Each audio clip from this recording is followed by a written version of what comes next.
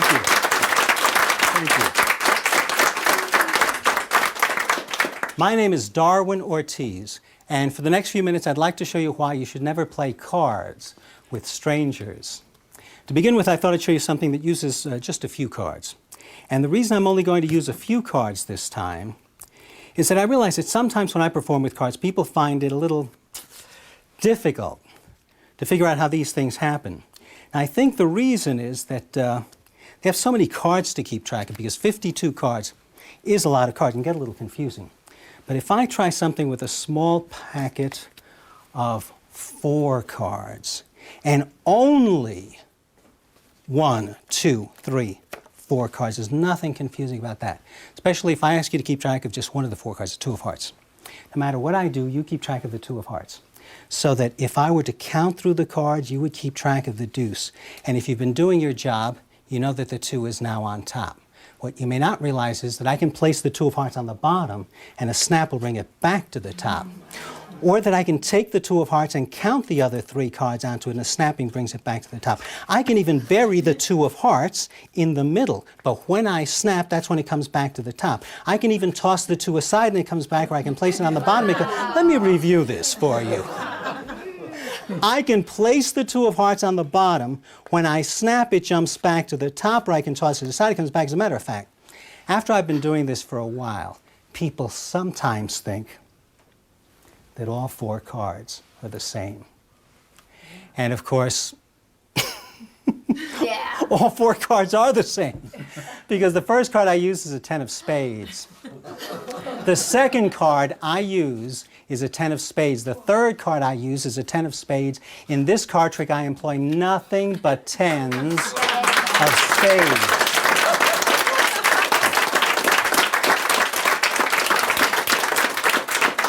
Natalie, do you have any idea the name of this trick? I mean, like any guess or anything like that? Incredible. That's great. That's so much better than the real name. I may change it, but that's not it, no. The only reason I ask is that a lot of people think that I call this the 10 of spades trick, but I don't. A lot of people think I call it the 2 of hearts trick. I call this trick the 4 kings trick. And the reason I call this trick the 4 kings trick is because in this trick I employ only 4 kings. Thank you. By the way, as soon as I finish this performance, Natalie, I'm going to give you this deck of cards as a little souvenir to take home with you. So don't let me forget to give them to you when I finish. Oh, don't pout. Don't look at me that way. I have a souvenir deck of cards for you, too. In fact, your souvenir deck is much better than the cards that I'm giving to Natalie. Because Janelle's souvenir deck of cards is a family heirloom. Wow. It actually belonged to my grandfather, who was a big-time gambler. He considered this his lucky deck of cards. And in fact, he played with this deck of cards all his life. He played with it so long that eventually he wore the faces right off. This can happen. Now, I realize it does make it a little more difficult to play cards with this deck. Well, actually, it doesn't make it any more difficult to play. It just makes it more difficult to figure out who won. But it is not impossible, because each of these cards still has a very faint impression on it of what the face used to be. So, for example, Janelle, can you see on this card a very faint impression of the Queen of Hearts? Can you make that out, Queen of Hearts? You see it? No. It is the Queen of Hearts. I'm not making this up. Janelle, would you place your left hand on top of that Queen of Hearts like this? Well, you can put it whatever's comfortable for you. That's fine. Now, the impression is a little stronger on some cards than others. So you may be able to make it out on one of these cards. So, for example, what card does this look like to you? I mean, take a good look. Take a good look. Or take a guess. The 8 of spades. The 8 of spades. It is the 8 of spades. I'm not making this up. You're starting to get the hang of this. Try another one. What card does this look like to you? It's the 7 of diamonds. No! No, this is the Joker. This shouldn't even be in the deck. Starting to get the feeling you're never going to get the hang of this. And I don't want to be responsible for Janelle developing eye strain playing with my grandfather's deck of cards. So before I give this deck of cards to Janelle to keep, I'm just going to cast my shadow over the Queen of Hearts. Would you look at the Queen of Hearts, show it to everybody? Wow. And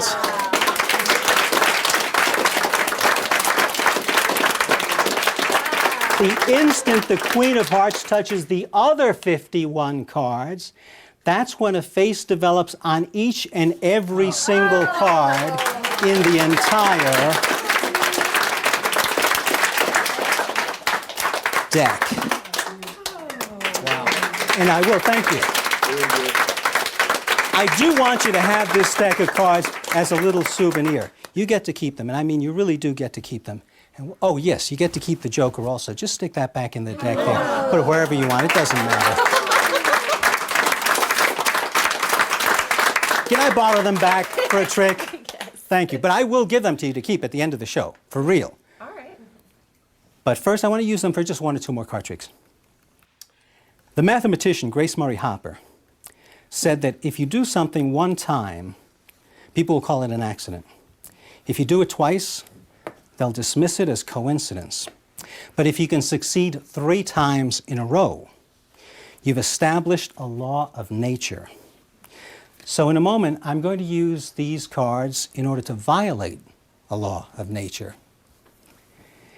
I'm going to use only 1, 2, 3, 4, 5, 6, 7, 8 cards. And the important cards are the Ace of Hearts, the Ace of Clubs, the Ace of Diamonds, and the leader Ace of Spades, which will go face up, while the other 3 aces go out in a face down row. Now I'm going to try to make all 4 aces gather invisibly into one pile. I just use these 4 cards to help it happen. So if you remember that we employ 4 black cards, one of which goes over here, should be no confusion. I'll bury an ace among the remaining black cards. I'm going to try to make the cards change places. Now, if I did that correctly, it should leave me with 2, 4 black cards and 1 ace. Try to get close. That was just an accident. Just an accident. You know that the black card goes over here. The ace goes over here. Now, if I did that correctly, and I usually do, it should leave me with 1, 2, 3, 4 black cards and 1 ace.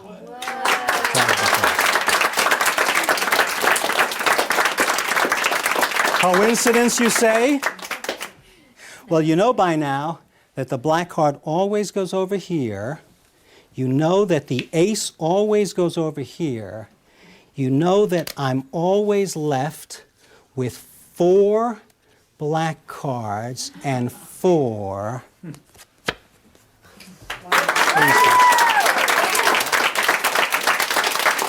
Thank you. I'm going to need your help for this next one, okay. Natalie. I'd like you to shuffle these cards, or at least cut them a couple of times. Anything to mix the cards, put them down on the table whenever you're satisfied that they're well mixed. Okay. And Natalie, do you know why, as soon as I saw you in the audience, I asked you to come up here and help me for this show? Mm-hmm. This is going to sound strange, but I had a dream last night, and you were in my dream. Wasn't that kind of a dream? Where do you get these people, Louis, please? No, it was a dream. Do you think that's good enough, or you want to do some more? Okay. It was a dream about a card trick. So a lot of people dream about their work. I guess I'm the same way, because this was a dream about a card trick. And it was an incredible card trick. But I guess that's because things happen in dreams that could never happen in real life. Still, I was so impressed by the dream, when I woke up, I remembered the card in the dream. I took it out of an old deck of cards. I placed it in my wallet. I have it here, and I want to show it to you. And what I want you to notice is that this is from a completely different card trick. Forget that. I don't know what that's from. What I want to show you is this, that my dream card has a red back, and I've even signed it across the back, so there's no way that we can confuse it with the blue back deck that we're working with. Now, I'm not going to show you what my dream card is just yet, but I will tell you that my dream card is designed to predict something that Natalie is going to do in a few moments. At least that's the way it worked in the dream. What I'm going to ask Natalie to do is to select a card from the blue deck. So I'm going to spread through these cards, and as I do so, Natalie, I want you to touch the back of one card. Now, I don't care if Natalie touches a card near the top of the deck or near the middle of the deck or near the bottom of the deck. That's up to you, Natalie. Just touch any card you want whenever you want. I'll spread through them all slowly. So you're saying this one right here. Well, you know, Natalie, this choice is fine with me, but I will allow you, if you wish, to exchange this card for a different card instead. It's up to you. No, I'll keep that one. That's what she said in the dream. Well, if this is the card you want, I want you to take that pen and take this card and sign your name on the face of the card in large letters all the way across from one end to the other, would you? Okay. And go ahead, do that, but we're even going to go a step further, because I'm going to ask Natalie to draw something under your name or above it, whichever you prefer, a doodle, a picture, a design, anything that I couldn't possibly have anticipated. This is really getting interesting. Obviously, one of the letters of the Sumerian alphabet. I don't know what that is, but it looks obscene. It's a fish. Of course it's a fish. One of those fish that grow around Chernobyl, right? The point is, it's a fine-looking fish, too. The point is that I could never in a million years duplicate Natalie's signature, let alone this strange little amoeba, a fish that she drew here. Remind me never to play Pictionary with you. So that the next time we see this three of diamonds, we'll know it has to be the same three of diamonds. We'll know that it has to be the exact same three of diamonds that Natalie selected from the blue deck. I'll bury Natalie's three of diamonds in the middle of the deck, and I'll square up the cards very meticulously, so that no one can know exactly where in the deck Natalie's card is. Natalie, remember I showed you my dream card? Do you remember what I said about it? I said that it was designed to predict something that Natalie was going to do in a moment. Of course, what Natalie did was to select a three of diamonds from the blue deck. So do you think it would be amazing if my dream card also turned out to be the three of diamonds? Yeah. Well, actually, Natalie, I want to show you something far more amazing, because not only is my dream card the three of diamonds, my dream card is Natalie's three of diamonds, because it has her signature right on it. My signature on the back, Natalie's signature on the face, and even that little fish is there. Natalie, I want you to keep this card as a little souvenir and a reminder that sometimes dreams do come true. In fact, that worked out so well. Later on, I have to remember to tell you about this other dream I had last night. I know what you're thinking. You're saying, it's going to do every trick with my deck of cards, wear them out. She gets to take home a brand new pack. No. I'm going to let you have these now, and we will use this deck of cards for the remainder. Why don't you shuffle those cards up? That one you can keep in your lap or whatever, because it's not from that deck, but shuffle those 52 up. The great Cuban chess master, Jose Capablanca, who was also nicknamed the chess machine, is considered one of the greatest natural talents ever to play the game. He was never even taught how to play. He learned just by watching his father and uncle play. Can you imagine learning something as complex as chess just by watching? At the time, Capablanca was 4 years old. He insisted on playing, so his father humored him, and the 4-year-old won the first game.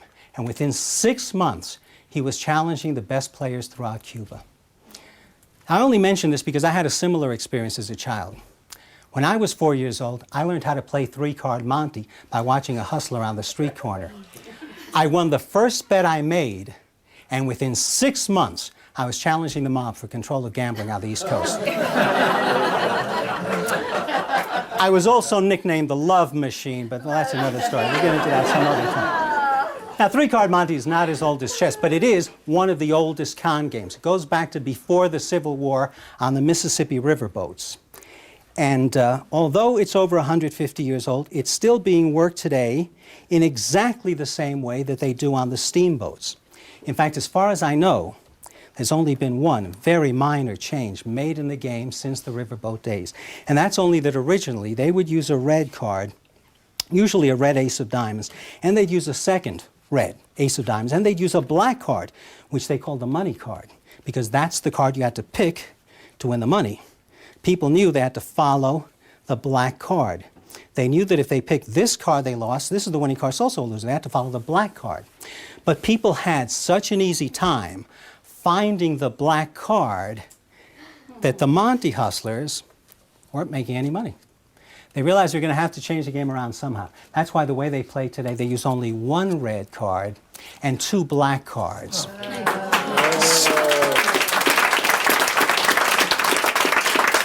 That's the way we'll play today. With one red card as the money card and the other two blacks as the losing cards, which means, Natalie, that you have to try to keep track of the red card. And don't worry, Natalie, because I'm going to go very slowly. And I'm not even going to try to fool you the first time. But don't get cocky and overconfident, Natalie. Watch carefully. Watch the red, ignore the blacks. But, well, you probably saw that the red card ended up over here, right? Where did you see the red card end up? Natalie, I'm trying to teach you how to play the game. You have to trust me. You know, thank you. I think it's about time that I leveled with Natalie and explained to her how this little swindle really works. But in order for you to follow the explanation, Natalie, you have to do one favor for me. And that favor is to watch the red card. In other words, try to keep track of this card. Try to ignore this card. Try to ignore this card. Now, most people would bet on this card. Of course, if you bet on this card, you're going to lose. This is also a loser because the Monte worker always keeps the red card over here. Okay.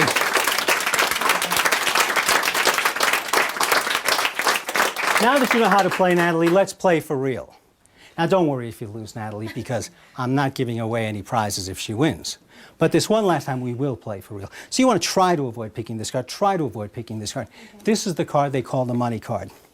As I do this, Natalie, I'm going to ask you one favor.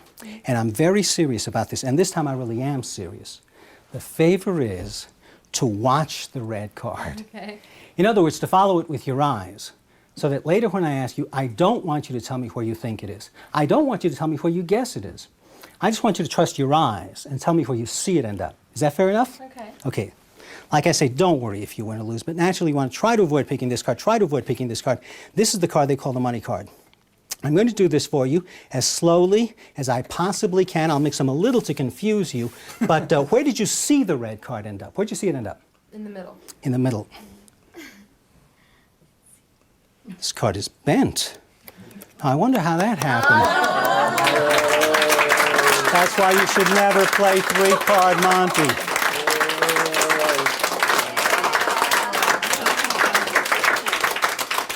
You know, whenever I do this, there's some people who always think there's something special about the ace. So why don't you check it out, Natalie? Go take the ace. Okay, obviously that didn't work. I'll tell you what I'll do. I'll leave these three cards here. Don't worry, it happens to everybody. I'll leave these three cards here. If anybody wants to look at them after the show, feel free to come on up, check them out as much as you want. But I'm going to do two last little things for you.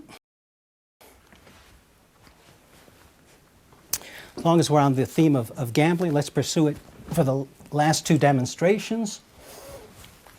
And as soon as I finish these last two, I'll give you the deck of cards as a souvenir. Thank you. And I know that whenever I perform with cards, there are always people out there saying to themselves, I wish I could do that. I would quit my job so fast. When I find a couple of big money games, I'd be set. So in case any of you are contemplating a career change right now, I'd like to conclude by giving you a few tips, help you get started on the right road. If you ever decide you want to take up playing cards for a living, the first thing you have to do is to learn how to locate an ace whenever you want one.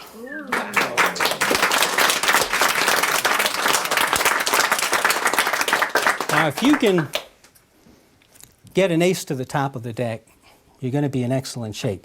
If any of you saw the movie The Sting, in which John Scardy's hands were doubling for the hands of Paul Newman, you may recall a scene in which they started with an ace on top of the deck.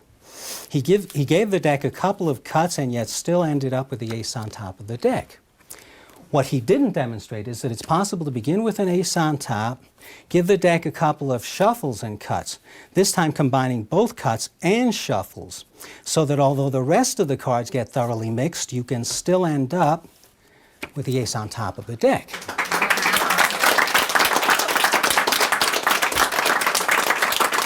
One ace isn't going to get you any big pots. If you want to be able to end up in the money, you really have to be able to locate the second ace. It helps if you can find the third ace. And if you're very cautious like I am, you may want to have at least a rough idea of where the fourth ace is also.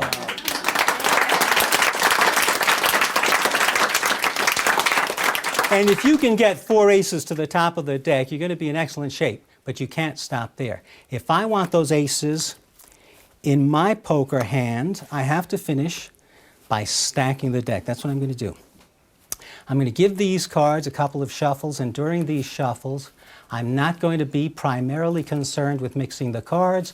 I'm going to be primarily concerned with repositioning those aces so that when I deal, I get the aces. Let's try a five-handed game of draw poker. And you see who gets the ace. Notice the cards all come off the top of the deck. I can afford to deal honestly because I shuffled crookedly. And of course, 4 aces guarantees that I'll win the pot. Thank you.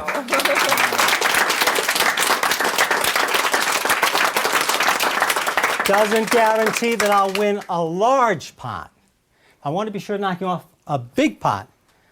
I have to give the other player something to bet on. I have to work a little harder. That's why I gave this man a pat hand of 4 tens. You know that he'll bet heavily on 4 jacks. I can take him to the cleaners on 4 queens, and he'll back his, that's okay, you can call me Darwin, he'll back his 4 kings to the bitter end. Thank you.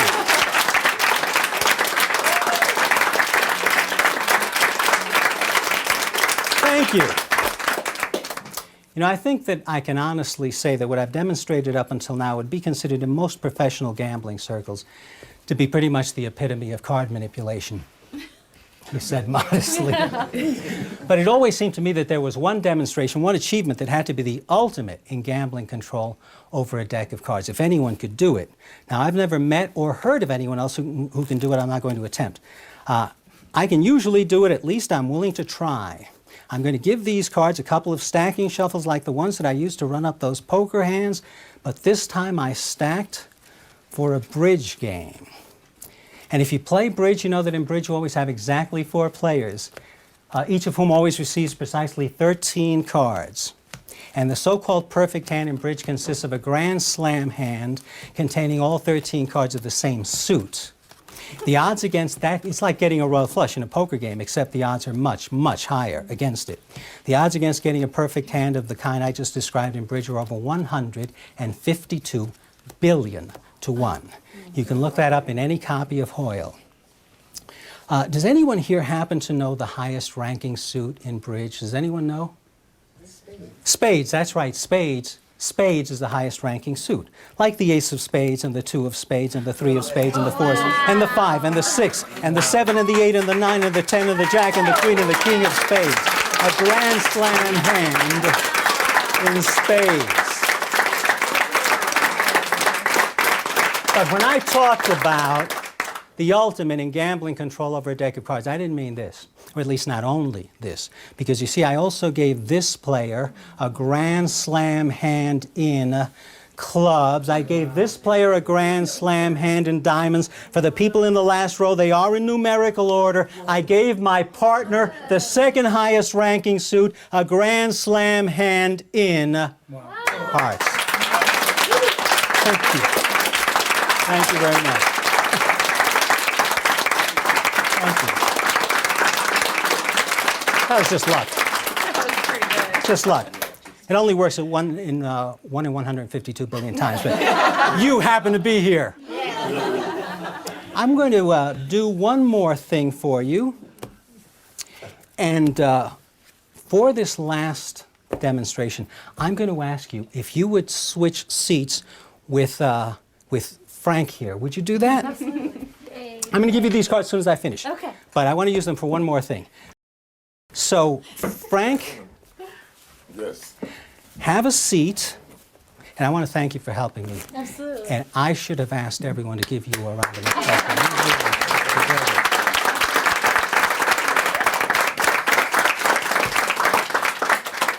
Frank, now you're going to have to earn your applause. Okay. Have you ever played poker at all, Frank? Yes. Good.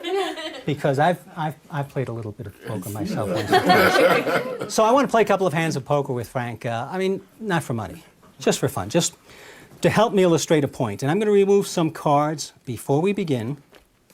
I'll explain why as we go along. Because I know that many people believe that in order for a card shark to operate, he has to shuffle all the time. He has to deal all the time.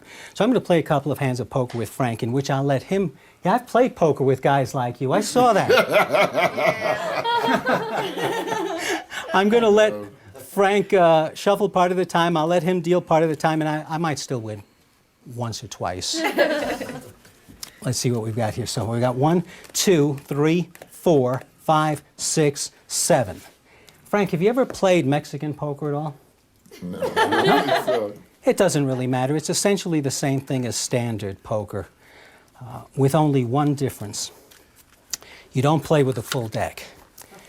So this should seem very familiar to you, Frank. You only use the number of cards you need for the players that you have. So in a head-to-head game, you just need 10 cards. 1, 2, 3, 4, 5, 6, 7, 8, 9, 10 cards, because that's 5 for you, 5 for me. Now, I said that I would let Frank shuffle part of the time and deal part of the time. So for the first hand, supposing we take turns shuffling and dealing. In other words, I will shuffle and deal 2 cards, then Frank will shuffle and deal 2 cards, then I'll shuffle and deal 2 cards. We'll keep taking turns so they're all mixed. It's your turn. Shuffle them as much as you want. Put the deck down. Well, when you finish shuffling, deal 2 cards. Okay, now it's my turn to shuffle and deal 2 cards.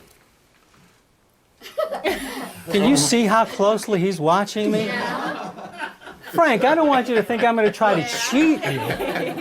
After all, I'm on your side. Right. But look, if you're going to be the suspicious kind, I'll tell you what I'll do. I'll let you take my turn. Shuffle these cards as much as you want and then deal 2 cards. Take my turn because I don't like your attitude.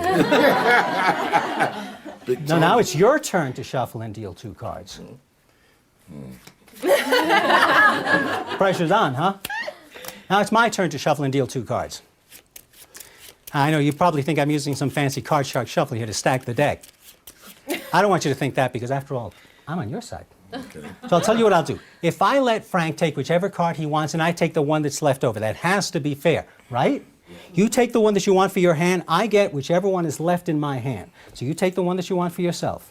Now, with such few pairs and with such few cards, I purposely picked a lot of pairs, high cards, to make for better hands. So you should have a good hand here. I want you to spread them face up on the table. Let everybody see what you've got. Spread them face up on the table. Well, spread them out, too, so we don't have to build that much suspense. Just spread them out. A pair of kings is a pretty good hand. Unfortunately, I win with a pair of aces.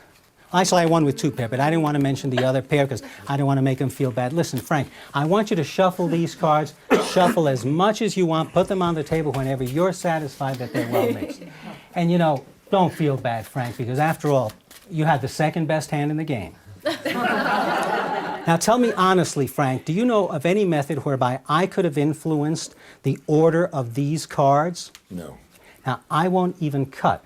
Normally, when one player shuffles, the other one cuts before he deals. I won't even cut. Pick them up and deal them off in exactly the order that you shuffle. Go ahead, deal. But deal off the top because I don't want any cheating in this game. Now, I think I can honestly say that if it were any fairer than that, you'd be cheating me. I want you to spread them face up on the table. Let everybody see what you've got. A pair of aces and a pair of kings. That is a much better hand. Yes. And yet it's not good enough because unfortunately I win with 3 of a kind. Listen, what I want you to do is to really shuffle these cards thoroughly, Frank. Mix them up a lot. Put them on the table whenever you're satisfied they're well mixed. And listen, Frank, don't take this seriously because, this is all just in fun. We're all just here to have a few laughs at your expense. No, really, don't take it seriously because it is all just in fun. Now, I want you to tell me honestly, Frank, do you know of any method whereby I could have influenced the order of these cards? Tell me honestly. Do you know of any way that I could have influenced the order of these cards? Now, I'm going to pick one card for myself. I want you to pick a card for yourself. And I pick a card, would you pick a card? And I'll pick a card, would you pick a card? And I'll pick a card, would you pick a card? And it just occurred to me, if I take one of these 2, I leave him without a choice. I don't want to leave you without a choice. You take the last one, leave me without a choice. I think that's better, right? I want you to spread them face up on the table, let everybody see what you've got. A pair of aces. I won with this hand earlier, a pair of aces, and unfortunately, this time I win with 2 pair kings and 5s. I knew I would need those 5s eventually. That's why I kept dealing them to myself. Now let me get this straight. Thank you. Thank you. Let me get this straight. Frank lost 3. when... Oh, you've been keeping score. I wasn't even keeping score myself. It's getting personal. Frank lost when we took turns shuffling and dealing. He lost when he shuffled, he dealt, I didn't even cut. He lost when he picked his own cards. Whereas I picked my own cards, so that wasn't completely fair. Now, if I let Frank pick his own cards, and I take whatever's left over, whatever Frank tells me he doesn't want, that has to be fair, right? We'll handle the cards in pairs. We'll eliminate 1 card each time. Frank, point to a card. Let's point to a card. Okay, well, is that the one you want? I wanted to eliminate one, but is that the one? No, it's up to you. Yeah, I want That's the one that you want. Okay, if that's the one you want, go ahead, take it. I had said eliminate, but if that's what you want, however you want to do. Okay, so it can be either way. You tell me, are we eliminating or are we picking? Eliminate. Pressure's on. Okay. You want to eliminate which one? That one. You want to eliminate this one? Okay, so you get that one. And once again, you tell me what you want to eliminate. This one. You want to Eliminate that you want to eliminate this one? one. Yes. Okay, so you get that one. If you're positive, I'll keep it. Do you want me to shuffle it back in or keep it? Shuffle it back in, okay.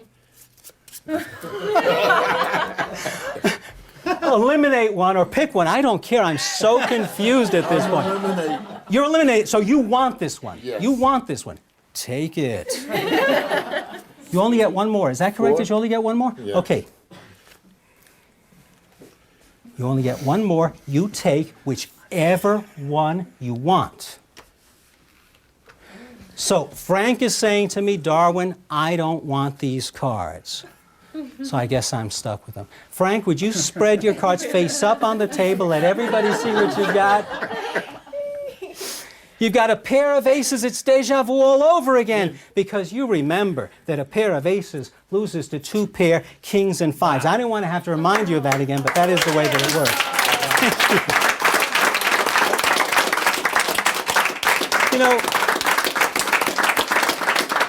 I seldom say this to anybody, but somebody with your kind of luck ought to learn how to cheat at cards. In fact, I'll help you cheat. For the last hand, we'll make this the last hand of Mexican poker. I'll help you cheat a little bit. Yeah. Let's pretend that Frank is a card cheat.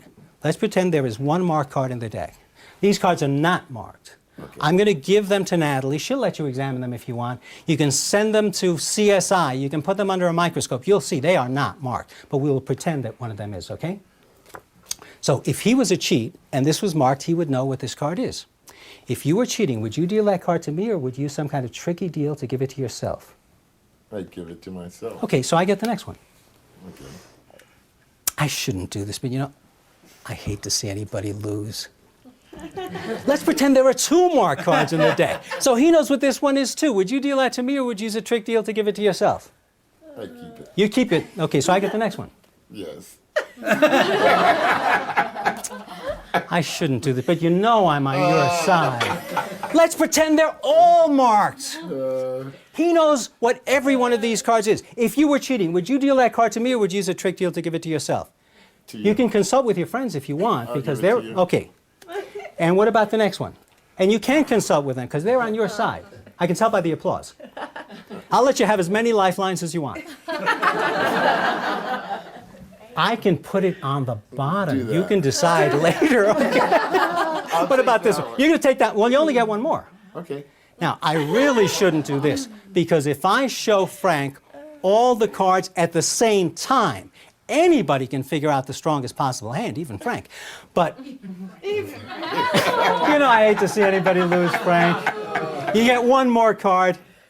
Take whichever card you want. You know, this choice bothers me, Frank, because you know I'm on your side. So I'll tell you what I'll do. I'm not going to show you the faces of any more cards. Okay. But if you want, I will allow you to exchange that card sight unseen for this card. Or you can exchange it for this card. Or you can exchange it for this card. Or you can exchange it for this card, or you can exchange it for this card. You can have what's behind curtain number 3. Or you can keep it. If you really want to keep it, you can keep it. Deal or no deal? Can we switch hands? No, you see, it would set a bad example for the children in the audience.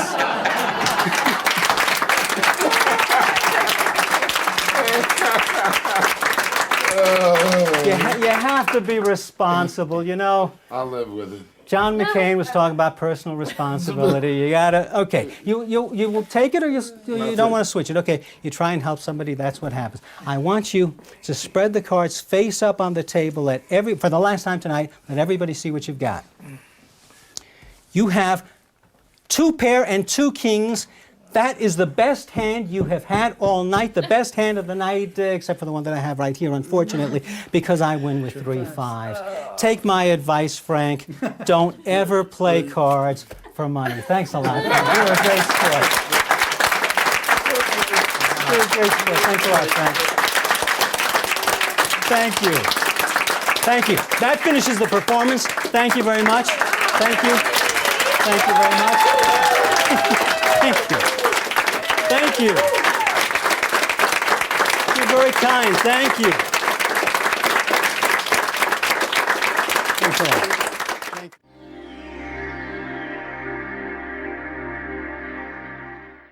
you. There's a reason I'm going to do this one more for you. That actually was purely the set that I had discussed with Louis that I was going to do.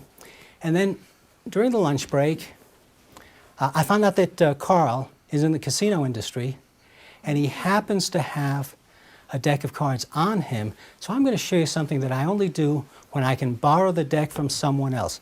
I wasn't going to do it unless you stood up, but you stood up, so I'm going to do it for you. And there are no jokers in here, right? I mean, in the deck, I'm not talking about. We know about the audience. We know about them, unfortunately. And it feels like a full deck of 52 cards, so I think that we can use this for what we're going to try. Frank, now I saw you shuffle a little bit here before, but how good are you at shuffling a full deck of cards? Well, we'll find out. I'm going to ask you to shuffle these cards. You can shuffle as much as you want, as long as you keep them in my sight. In fact, I want you to shuffle a lot as long as I can watch, okay? That's the important part, that I have to be able to watch. Oh, you do shuffle well. You are being modest. And you're not even bothered by the fact that you've got 30, 35 people watching your every move. That's very, very good. Whenever you finish, you put them down on the table, but it's up to you. I don't want to rush you. Holy mackerel. You're doing so well that all bets are off on this. I don't know if it's going to work, but we will give it a try. Frank, do you want to cut the cards? Holy mackerel, jeez. Let me watch where you cut. Okay. Since he shuffled these cards 20 times and cut the cards, nobody could know the position of even a single card in this deck. So we're going to try an experiment. I'm going to ask you to stand up, stand directly behind me, Janelle. I'm going to ask, stand directly behind me, that's perfect. I'm going to ask you to cover my eyes with your hands like this. That's it. Keep your fingers together so I can't see anything. All right, you'll have to breathe. No, that's okay. I don't even have to breathe. I have to be sure that they believe that I can't see anything. That's the important thing. And, okay, that's good. Well, my neck is just, okay, good, that's good, that's perfect. And incidentally, that's very nice perfume, Janelle.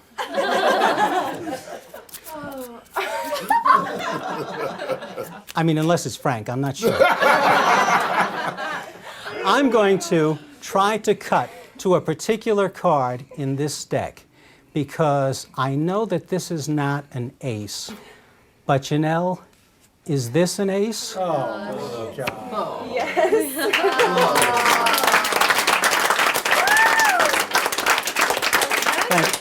No, Janelle. Yeah, that's right, Janelle. You're under a lot of pressure, aren't you, Janelle? Keep in mind that this deck of cards was shuffled by Frank incredibly thoroughly, so that makes it a little bit more difficult for me. But I'm going to try to cut to another ace, and I don't think that this is an ace, but I think that this is an ace. Janelle, is that an ace? Which ace is it, Janelle? The ace of clubs, okay. And keep in mind that this is not my deck of cards. This is a deck of cards from Harrah's. Was retired from the game. I could see, and Carl will know what I'm talking about. When I opened the box, I could see in the inner flap the BJ table number and so on, and the date that it was retired and so on. So I know that it was retired from a casino in Harrah's, or a table in Harrah's, and it was provided by Carl, who was sitting out there somewhere, unless he sneaked out while my eyes were covered. That makes it a little bit more difficult, but I'm going to try to cut to another ace. This is not an ace, but is this an ace?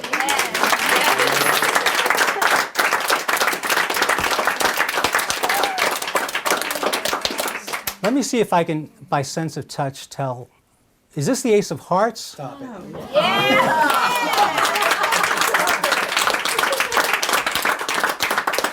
Now, the last one is always the most difficult because with only one ace left in the entire deck, the odds are 48-1 against me. So I'm just going to have to call on my Jedi powers and trust the Force. But this is not an ace, but of course this is an ace. Janelle, which ace is this? Just tell everybody which ace this is. Can you see it, Janelle? Which ace is this? It's a 4. 4 of what? Diamonds. This is the 4 of diamonds? Yeah. I thought for a second maybe you just had a bad sense of humor. This really is the 4 of diamonds. This is the 4 of diamonds. Yeah. Sometimes if I take the 4 of diamonds and I rub it, I can change it. Into the final ace. Thank you very much. Thank you very much. Thanks a lot. Thanks a lot. Janelle has the sweatiest hands of any person on the face of this earth. Thanks a lot, Carl. Thank you very much. I really appreciate it. Thanks.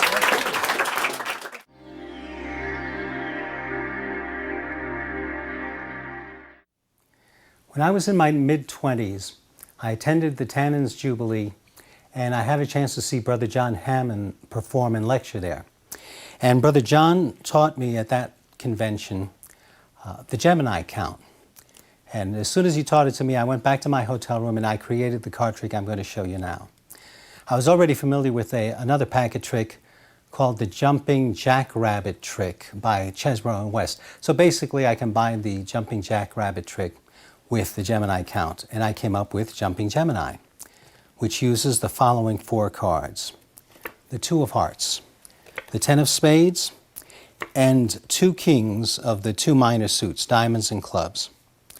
And the order from the face is the 2 of hearts, the 10 of spades, and the 2 kings in either order. Doesn't matter which one is which. So you bring out the packet, you don't let them see any card except the two of hearts. But you absolutely, conclusively establish that you're using 4 cards and only 4 cards. Because it's the fact that you achieve this with only 4 cards that makes it a miracle. So you have to be positive that they're positive that you're using only 4 cards. Now in the course of counting the cards, they've already changed position. And this is the position that you want them to be in to start the effect. But you don't have to worry about that. Start in the order I showed you and then count them as I showed you. And you'll be in the right order. Tell the audience to keep track of the two of hearts. Now, if you do an Elmsley count, they will believe that the two of hearts is on top because it started on the bottom. If you had counted legitimately, it would end up on top. In fact, it is second from the top, which allows you to do a double turnover, place the deuce on the bottom, and have it come back to the top. So that's the first phase. Now you're going to do another Elmsley count in a slightly different way. You take this two of hearts, and you apparently, just check the order of these cards so I can reconstruct it in a moment. You apparently are going to take the two of hearts and count the other 3 cards onto it so that it would end up on the bottom. In point of fact, you take the two of hearts and you do an Elmsley count. So you're going to leave this one behind and take 2, leaving the two of hearts on the bottom there, and then count and count. So it comes back to the top. So once again, what it looks like to the audience is you say, I take the two of hearts and count the other 3 cards onto it. Snapping brings it back to the top. Now you bury a third from the top, do a triple turnover, and it comes back to the top for a 3rd time.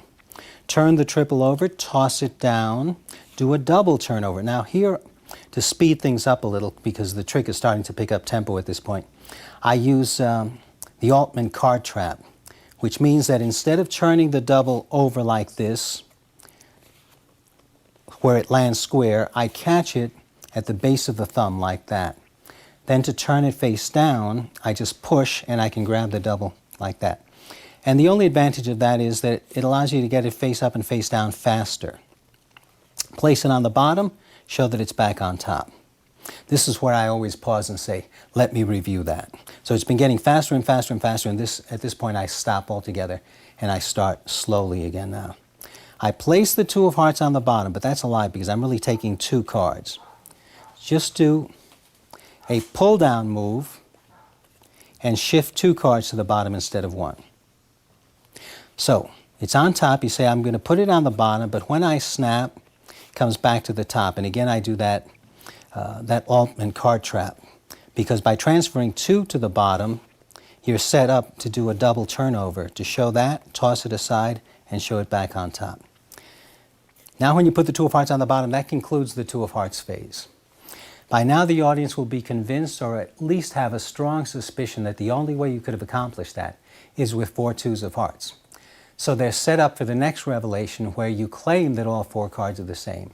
But they're not 4 twos of hearts, they're 4 tens of spades. The 10 of spades is now right here, 3rd from the top. So to show 4 tens of spades, you do a triple turnover.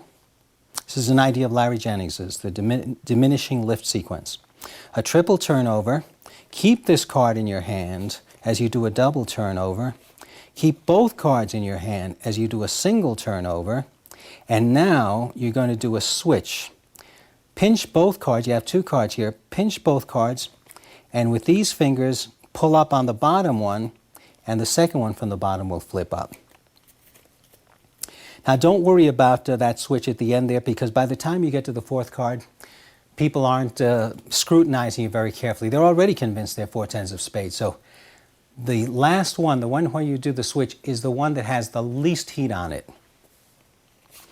So the first card I use is a 10 of spades, that's a triple. The second card I use is a 10 of spades, that's a double. Third card I use is a 10 of spades, and all 4 of them are nothing but tens of spades. And now I do a Brother Hammond flustration count, just as a reinforcement. They should already believe they're 4 tens of spades. The flustration count just reinforces it. I'm sure you know what the flustration count is, but I'll just quickly explain that it involves peeling the back card as you continually show the face card. So it's a discrepant move that gets by here because they already believe there were 4 tens of spades anyway. Now, having showed four twos of hearts, or at least implied that there were four twos of hearts, shown four tens of spades, you're now going to show four kings. And this is where the move that Brother Hammond showed me at the Tannins Jubilee way back those many years comes into play. You show four kings by showing the same two kings twice. Show the king of diamonds twice, the king of clubs twice. Now there's an important pattern line here. I ask, do you have any idea the name of this trick? She gives whatever answer she gives. I say, a lot of people think that I call it the 10 of spades trick. In fact, when you ask, sometimes they will say, is it the 10 of spades trick? You can say, no, no. Then often somebody in the audience will yell out, the 2 of hearts trick. You can say, no, no.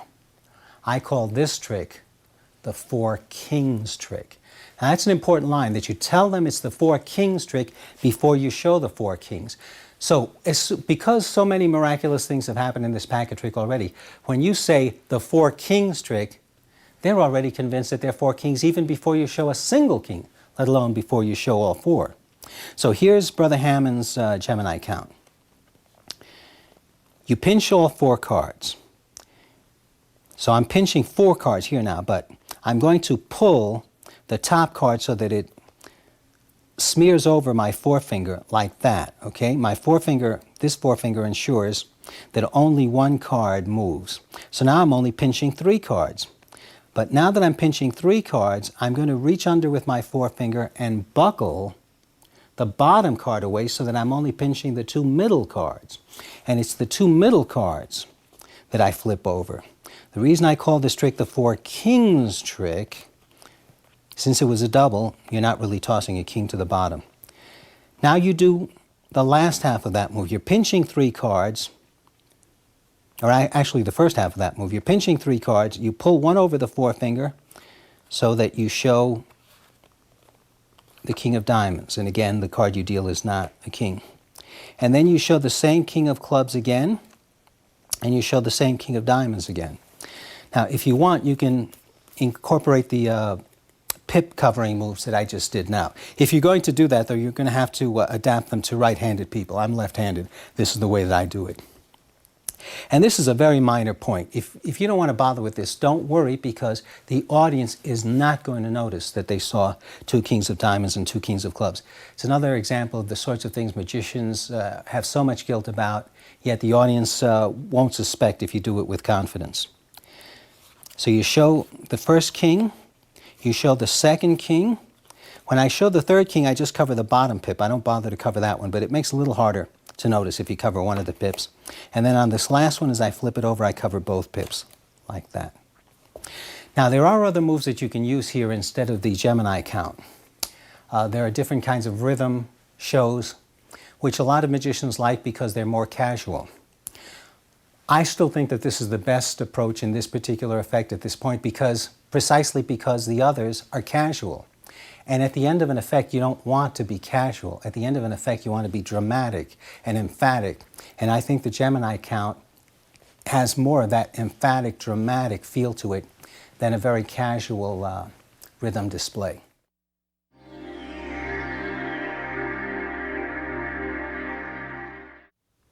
Before we leave the subject of jumping Gemini, Louis has given me permission to include a public service announcement about my retirement program. I'm asking anyone who has ever posted a video of themselves on YouTube performing jumping Gemini to please mail me $1. $1 is all I ask. If you do that, I figure that I'll be able to retire to Martinique within the next 2 years. So I'm asking everybody who's bought these DVDs, please spread the word, okay? Thanks a lot.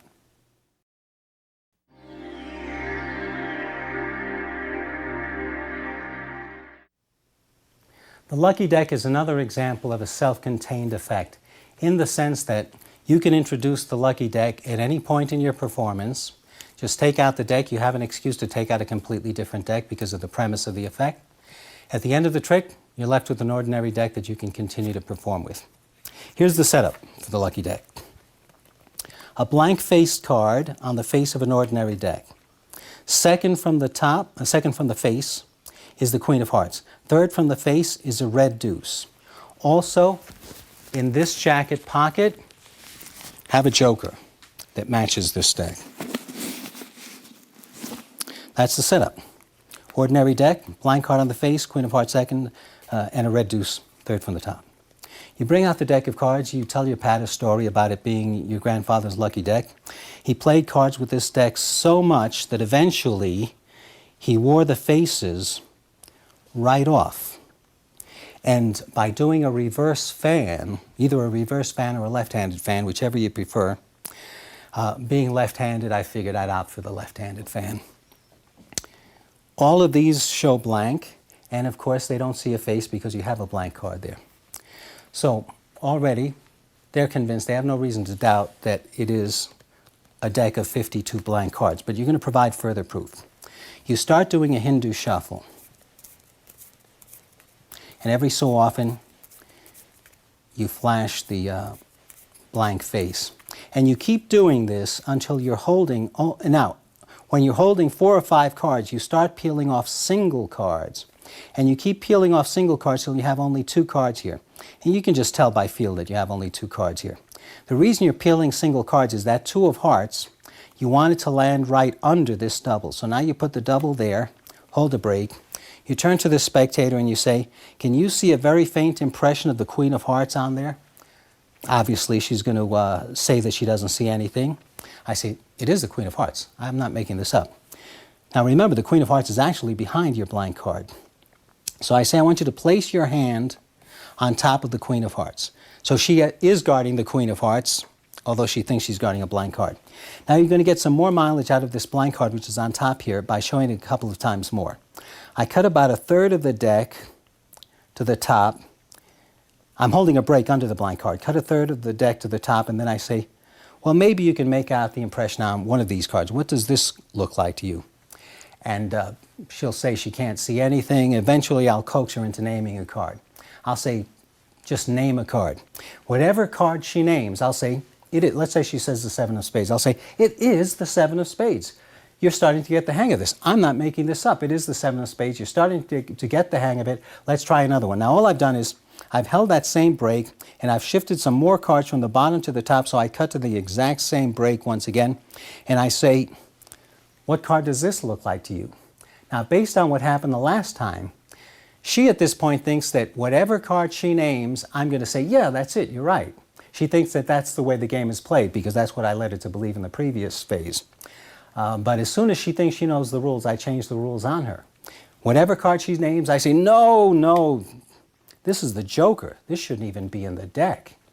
Now, I take the blank card that I call the joker, and I do a very old move, so old that I don't know who you could credit it to, the pocket switch, where I switch the blank card for the joker. All you're doing is, you've got the joker in your pocket, you're putting the blank card in your pocket, you push it all the way in, and then immediately pull up the joker. That's all there is to it.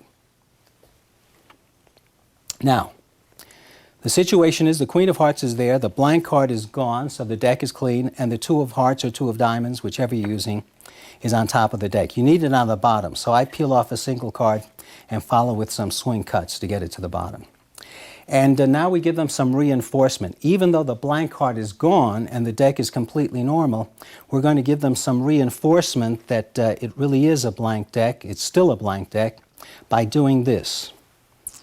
An old idea I found in one of Hugard's Magic Monthlies, and that is that you cover the 2 of hearts. Some people do it with the ace, but you actually can show more if you do a deuce. Before you turn the fan over, you put your fingers where they have to be to cover the top of the 2 of hearts. These fingers cover the bottom, and you can give them a quick look of a blank fan as you talk about how I'm going to give her the deck of cards as a souvenir. But before I give them to you as a souvenir, cast my shadow of the queen of hearts. Would you look at it and show it to everybody? That gets you your first gasp and reaction from the audience. Then I say the moment the queen of hearts touches the rest of the deck, that's when the rest of the deck, and I put the queen of hearts on the face. I don't want them to know that there was a deuce on the face. I don't want them to be able to backtrack. So I put the queen of hearts on the face to cover that deuce. I flip it up and I say, when the queen of hearts touches the rest of the deck, that's when a face materializes on each and every single card in the entire deck. And I finish by ribbon spreading them out in a wide circle like that to show as much color as possible. Now you still have one more magical climax coming up. I give the cards as a souvenir to the spectator. Because this is sticking out, should be out like that, because this is sticking out so invitingly, 90% of the time, someone in the audience will say, well, what about that one? The 10% of the time when nobody says, what about that one, you notice it yourself. But it's even better when they say it. They say, what about that one? Oh, the Joker, yes, of course. You get to keep the Joker. Just stick that into the deck. And you get another reaction when they see that the Joker now has a face also. And you're left, when you discard the Joker, you're left with an ordinary deck of 52 cards that you can use for any other effects that you want.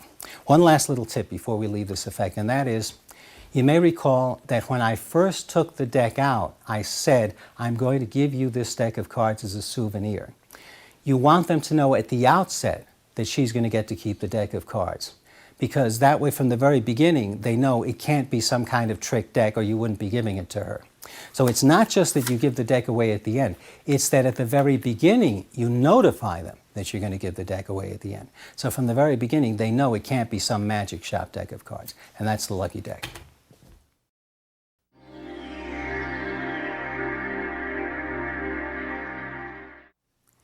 Let's talk about my version of Peter Kane's classic jazz aces. This is an effect that has had many, many variations published over the years. The version that I published in my first card book was, I believe, either the first variation or one of the first variations ever published.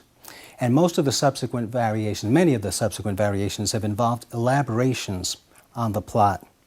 And I have to say that while I have nothing against surprise endings, kicker endings, and so on, and I'm not one of these people who believes that a trick has to have a simple plot to be a strong trick, I do believe that the advantage of jazz aces is its simplicity and its clarity.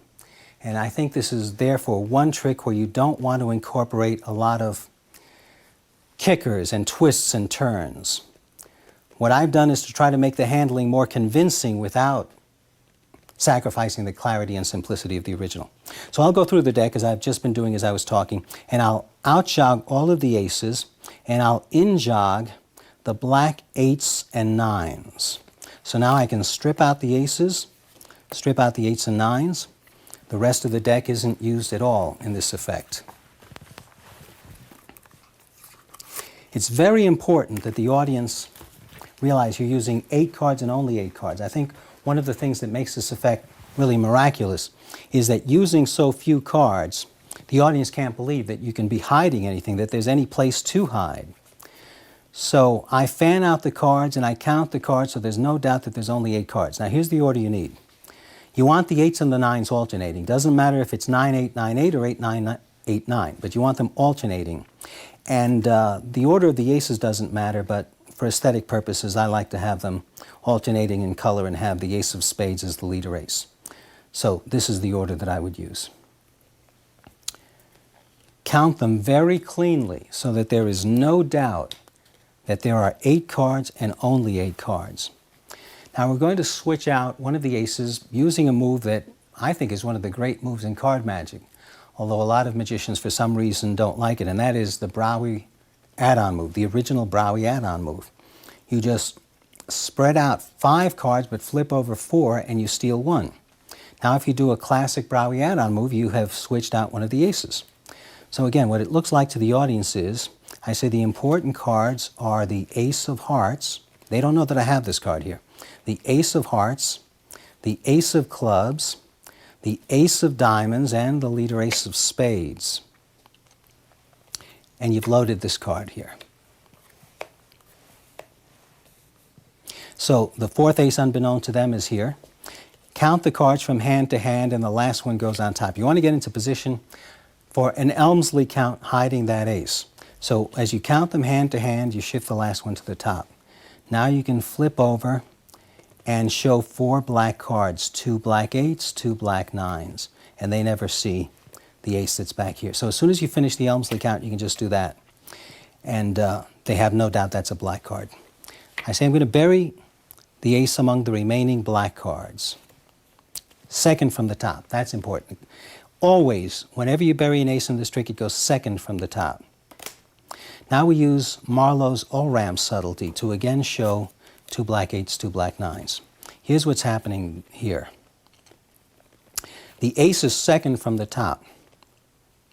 You're going to show 2 black cards and toss down the top card.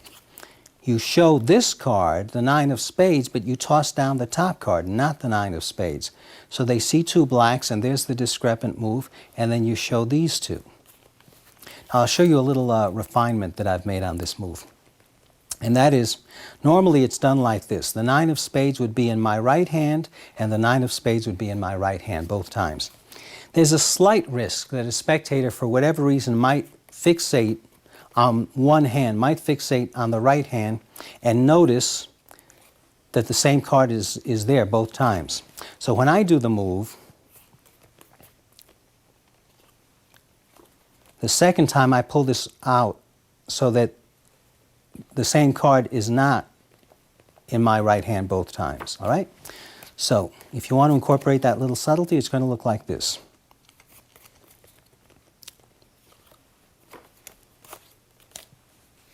Turn this over. Now in picking these up, you have to transfer the bottom 2 to the top. So I just pick up 2 in each hand and I gesture, I make a comment, and I've shifted them. The top 2 to the bottom 2 to the top. That puts you in position to do a double turnover. Any double turnover you want is fine, because the ace was actually on top. Again, second from the top. You always bury the ace second from the top. Now I use a little sequence of my own to show these 4 cards. So the one thing that I was trying to get away from in this routine is using the Elmsley count over and over again as the only proof. So what I do here is I turn over a single, I turn over a double. There's the ace hidden there. Now, of course, if I did this and this and this, they would see the 9 of spades twice in a row. That's not good. So instead, I flip this over so they see the 8 of spades, and then they see the 9 of spades for a second.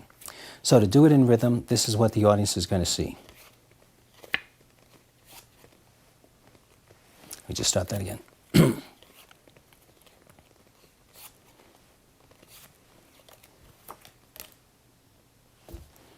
Now, something to keep in mind. Anytime you do a vanish, people are wondering where the object vanished to until you reproduce it. The instant you reproduce it, you take all the heat off the vanish. So when you do these vanishes, don't wait a long time before turning this over. This is quite convincing, but before they have much time to think about that packet, you turn this over. As soon as you show the aces here, it can't be here. In fact, this is one of the strengths of this effect. It's a continually self-reinforcing loop. When you show that the ace isn't here, you prove that it must be here. When you show that it is here, you prove that it can't be here. And that's continually reinforcing, each phase reinforcing the other throughout the routine. Okay, same thing as before. Transfer the bottom 2 to the top, top 2 to the bottom. Just pick up 2 in each hand, and as you gesture, transfer them. Once again, do any double lift you want. I like to use a different double turnover each time, so I do this kind of a stud double turnover. As I say, the black card always goes over here. The ace always goes over here. Of course, on this one, you can be very dramatic. I use a little revelation that Mike Skinner showed me many years ago.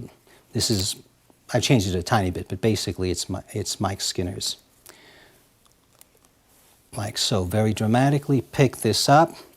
I use Gary Kurtz's idea from leading with your head to get the attention of the audience on your face at the end of the trick. So instead of turning this over here, I pick it up, I lift it up here, fan it out this way, so that they're looking at the climax of the trick and looking at me at the same time. And finally, the cards drop out, and they're looking only at me.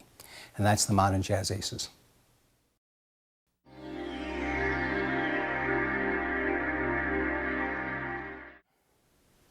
Let's spend a few moments talking about Ascanio's concept of the in-transit action. Now, the best place to learn an in-depth understanding of Ascanio's in-transit action concept is Ascanio's book. The first one, the one that's entirely on theory. But I use the notion so much in my own magic that I thought that it would be worthwhile taking a few moments to explain it now, so that I don't have to re-explain it every single time I use it in an effect. There are many effects where you have to do something that is physically invisible. It has to be physically invisible. And that usually means sleight of hand. They can't see you palm the card, you've got to do it using sleight of hand. They can't know the selected cards on the bottom, you've got to get it to the bottom using sleight of hand. But there are times when something can be physically visible as long as it's psychologically invisible. In other words, it doesn't matter if they see it as long as they don't notice it. That's what I mean by psychological invisibility. And in my book, Designing Miracles, I give a variety of techniques for making things psychologically invisible. But one of the very best is the in-transit action. Now let me in a nutshell show you what I mean by the in-transit action. I'm sitting here, I'm talking to the audience. At one point as I'm talking to the audience, I do this. Now we poll the audience and we ask, what did Darwin just do? Every single person in the audience is going to say, Darwin moved the deck from one hand to the other. Same situation, backtrack. I'm sitting here talking to the audience. At one point I do this. We ask the audience, what did Darwin just do? Everyone's going to say, Darwin scratched his neck. No one is going to say, Darwin moved the deck from one hand to the other. No one is even going to say Darwin moved the deck from one hand to the other in order to scratch his neck. It simply won't register with them. Even though they see me move the deck from one hand to the other, it's psychologically invisible. So now, why is that? They saw me move the deck from one hand to the other. Why is it that it doesn't register? They see it, but they don't notice it. It's because people judge actions by their perceived final goal, by the perceived motivation. If the motivation is to scratch the neck, they remember scratching the neck. They don't remember moving the deck. If you do nothing but move the deck, then the perceived motivation is to move the deck and it becomes important. Think of it this way. You're on the phone. Or no, let's backtrack. Before you get to the phone, you're writing. You're at your desk writing, the phone rings, you put the pen away so that you can answer the phone. When you finish talking on the phone, you think, what did I do with that pen? I had that pen. Where did I put that pen? Now, even though you put it away yourself, you don't remember where you put it. Why? Because your motivation, your end goal was not to put the pen away. Your end goal was to answer the phone. So when you put the pen away to answer the phone, putting the pen away is an in-transit action towards the end goal of answering the phone. So if you can make an action like putting the pen away psychologically invisible to yourself, if you can fool yourself with an in-transit action, imagine how deceptive it is for a lay audience.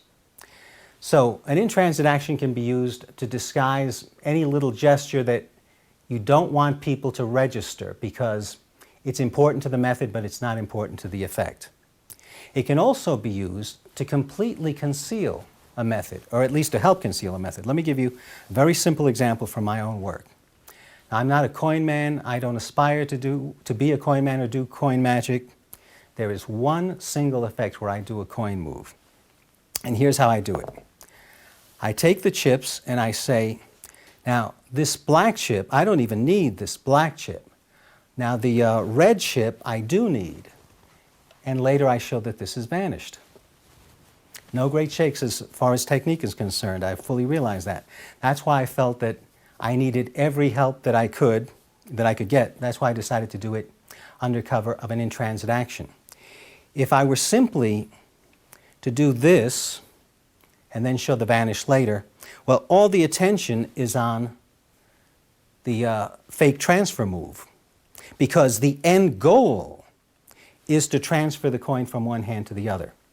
But the way I do it, the end goal is to pick up that chip. So when I transfer this chip, I say this chip, I don't even need the black chip. Now the red chip I do need. All the attention is on picking up the red chip, and the transfer, the fake transfer, happens in the shadow of that move.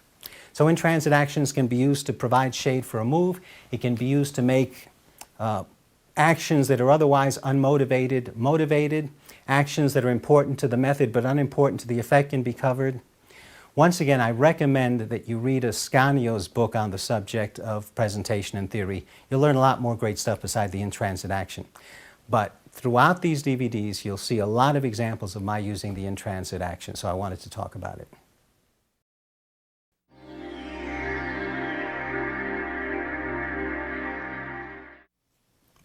Let's talk about what I have found to be one of the strongest card effects you can possibly do, the dream card. The dream card, again, is a trick that's not impromptu, but it's completely self-contained. You start clean and you end clean, because the extra cards you need start in your pocket and end in your pocket. Here's what you need: a double back card and any red spot card that you have signed across the back, and you have to be working with a blue deck. So the double backer matches the deck you're working with. The card that you've signed contrasts with the deck that you're working with. But it does match a dummy card that you have in your wallet. This dummy card, doesn't matter what the face of it is, but it has to look similar to the card that you're going to force. This is the card that's going to become the dream card. Finally, you need a loading wallet. Now, the wallet that I use is a Balducci style wallet, which means that you load behind the guide card, behind the guide here, the guide pad. Now, that pad provides a piece of cardboard in here, and you're going to take advantage of that because the dummy card goes above the cardboard. And because it's above the cardboard, there's no way you can later on confuse it with this dream card. Okay, so this is in your pocket.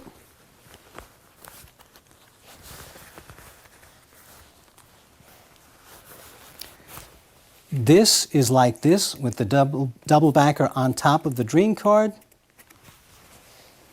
And it is in the pocket next to the wallet, towards your body, not on the outside, but towards your body, and with the face of the dream card facing towards your body. Get it kind of centralized behind the wallet. So, you start clean, which means you're working with an ordinary deck of cards. Spectator shuffles the deck of cards as you tell the dream card story. You get to the point where you said that it was a dream about a card trick. Now, before you go on, always make sure that the face card of the deck is a black card or a picture card. The reason is you don't want the face card of the deck to be the same as the dream card. Otherwise, later I'll turn over the 10 of hearts and somebody will say, "Isn't there a 10 of hearts on the bottom of the deck?" That's not good. Now, I never bother to memorize what the dream card is, but I know that I only use red spot cards for the dream card. So as long as the card that's on the face is either a black card or a picture card, I know it cannot be a duplicate of the dream card. So the deck has been shuffled by a spectator. I've spread it out to show that they're all blue backs. That's the real reason why you do this, to show that they're all blue backs. Pick it up. I check to make sure that it's not a possible dream card there. I come over. I say, I was so impressed by the dream that I removed the card that I dreamt about from an old deck. What I'm doing is I'm picking up these two cards and I'm placing them right behind the wallet. So when I pull out the wallet, I've got these cards behind the wallet. I can load them onto the top of the deck like this as I open the wallet. Apparently nothing has changed, but this is the real situation now. You open the wallet. You show your dream card, you tell the story, you'd never let them see the face. It goes again above the cardboard so that later on it won't get confused with the dream card that she selected. So this goes back in my pocket, but as I place it in my pocket, I set up the wallet so that I can load it. Okay. The spectator is allowed to touch the back of any card that they want, but of course when you spread, you can't show this. So you spread by doing this. She touches a card. Now, as it happens, the card she really picked is the 3 of clubs. But I'm going to show it as the 10 of hearts. Because I placed the card out-jogged here, but I have a break. I've just gotten a pinky count break under 2 cards here. So I ask her if she wants to change her mind. Sometimes they do decide that they want to change their mind. That's fine. If they say they want to change their mind, you say you could have had the 3 of clubs, but you didn't want the 3 of clubs. We'll put it back, touch the back of a different card. She touches it. Are you sure this time? If they want to change their mind, let them change their mind again. They almost never change their mind a second time. Place this here. Remember, I've got a break under 2 cards here. When she's positive this is the card she wants, I do a triple turnover and I can deal this card off. So this is the card they really selected. This is the double backer hiding the card they really selected. This is the dream card. Keep in mind, all of this is about the spectator being 1,000% convinced that they picked a blue back card. If they're 1,000% convinced they picked a blue back card, this trick will be a miracle. If they're less than totally convinced, it's not going to be as strong. Okay, so they've actually chosen the ace of clubs. I say, if you're positive this is the card you want, I want you to take that pen, sign your name across the face of the card. And I keep my fingers here so that you don't want them to sign the card, and after they sign the card, for them to do this to dry the ink. You know, that would hurt the illusion. So keep that card pinned there. You seem to be doing it to help them out so the card won't slide around. So the spectator signs the card. I always tell them to draw something under their signature. What's going to happen at the end of the trick is so impossible that people will really doubt that it could possibly be their real signature. I have found it necessary to go beyond. In this one trick, of all the tricks where I have cards signed, in this one trick I have to go beyond just having a signature. And I have them draw something because they and the rest of the audience have to realize I could conceivably have found out their name and duplicated the signature, but I couldn't have duplicated whatever person or stick figure or animal or flower or whatever they draw. So that's the reason for that. And in addition, that little drawing gives you an opportunity for some humor. Make some comments about the drawing she made. Once again, I just put that card there to cover the pinky count. When I do this for a second, what I'm really doing is pinky counting. Under cover of this card, I'm just pinky counting 2 cards. So we're going to do the same thing in reverse. We're going to hide that by turning this over like this. But here I use a move that was shown to me by a Russian magician who now lives in Germany named Yuri Obrezkov. I met him a while back in Germany. He told me that the dream card was one of his favorite effects, and he showed me a nice touch that he has at this point in the effect. So I want to thank Yuri Obrezkov for passing this on to me. Here's the touch. Instead of just turning this over and dealing this off, you're going to do this. You're going to say, so we know that it has to be the exact same 10 of hearts that she selected from the blue deck. So here's what's happening. You've got 3 cards here. Basically, what you're doing is a version of an idea that lots of different people have had handlings of, where you do a double and you secretly unload the bottom card of the double without ever squaring onto the deck. Carmen D'Amico had a handling, Martin Nash has had several handlings, where you secretly unload while apparently never squaring onto the deck. But this particular handling is perfect for the dream card because as you turn the card over, it revolves around and puts you in position to point to the blue back, which makes a lot of sense in this particular trick. So again, what you're doing is, they can see there's only a single card here. You say, so we know it has to be the exact same 10 of hearts that she selected from the blue deck. All right? That goes into the deck.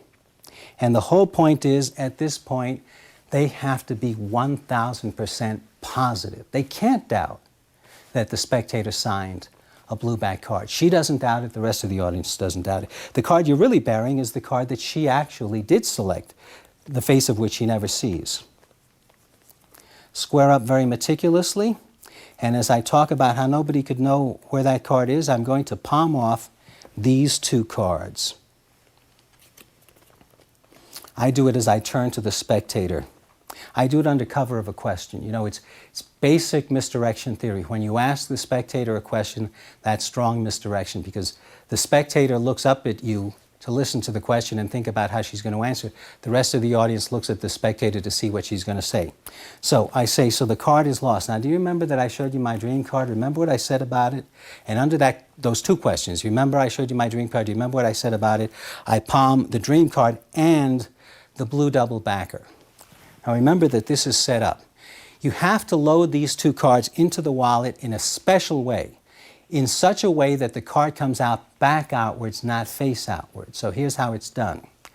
You put the deck down, your hand goes under there, way under, so that you can walk the fingers back, grip these two cards, pivot them, and slide them into the wallet.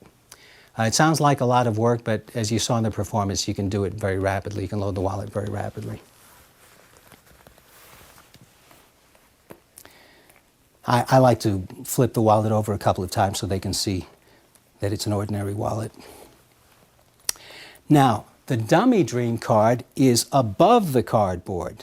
Below the cardboard are the two cards I just loaded, which are the dream card she signed and the double backer.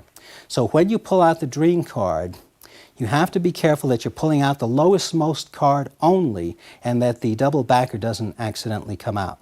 This looks to be exactly the same card you showed them before the effect began.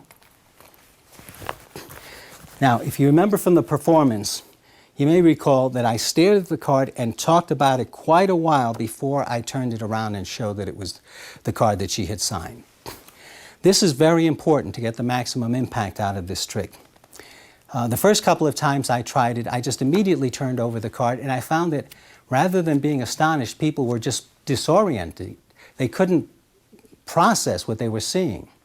And I remembered something that Henning Nelms mentions in Magic and Showmanship, that you have to prepare people to be surprised.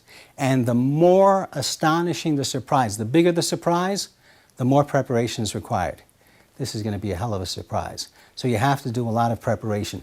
So all the time that I talked about the card, and I said, would you be amazed if this were also the 10 of hearts? Well, Natalie, I'm going to show you something far more amazing, because not only all this time I'm looking at it and talking, the audience is starting to get the feeling that something pretty amazing is going to happen, although they will never in a million years guess what. But they're being prepared for the surprise. I finally say, not only is my dream card the 10 of hearts, it's Natalie's 10 of hearts because it has her signature right on it. Now, I mentioned that this is one of the very strongest card effects that I have ever found in my life. I've performed a lot of different card tricks over the years. And you'll hear a lot of magicians, particularly when they're talking about their own creations, say, oh, this is the strongest trick you'll ever do, or one of the strongest tricks you'll ever do. This is one of the strongest tricks you'll ever do. This is something that people will remember for the rest of their lives. I find, despite all of the preparation about the surprise, I find that when I turn this card over, 95% of the time, the way that this woman reacts is as if she had been physically slapped in the face. When you turn this card over, more often than not, the spectator will go like that. Their head will actually recoil when they see the card. You'll turn it over and they'll do a double take, almost like a Three Stooges type comical double take, or as if they'd been slapped in the face and then look back. And again, if you look at the performance, I think you can see in Natalie's reaction that it's something that she will probably remember for the rest of her life. But on this subject, I will also tell you the strongest reaction that I've ever gotten to the dream card. And certainly one of the strongest reactions, if not the strongest reaction I've ever gotten to a card trick. But this was a rather special situation. So I'm doing the dream card exactly as I always do it. I get to this point where I say to the woman, Joan, would you be astonished if my dream card were also the 10 of hearts? She says, and the tone of voice that she said it in was the real cue. She said, well, if it had my signature on it, then I'd be impressed. And she said it in such a tone of voice that it was obvious to me what she was really saying was not, oh, I think it's going to have my signature on it. What she was really saying was, it'll never, this is the one impossible thing that you could never do. She was saying it as if to say, well, the one thing I know that you can't do that would impress me would be if it had my signature. So that was her line. Well, if it had my signature on it, then I'd be impressed. Ha, ha, ha. I said, Joan, be surprised. And when I turned that card over, because she had in effect asked for it, the trick seemed to be almost as if what happened was what she had asked to have happen. I'm not exaggerating when I tell you that when I turned this card over and I said, be surprised, she clutched her chest. I remember this as if it happened yesterday. It was a hospitality suite at a trade show in Las Vegas. She clutched her chest and went, and started hyperventilating to the point where it scared me for a few moments. But when I tell you that this is one of the strongest card tricks you'll ever do, it really is one of the strongest card tricks you'll ever do, the dream card.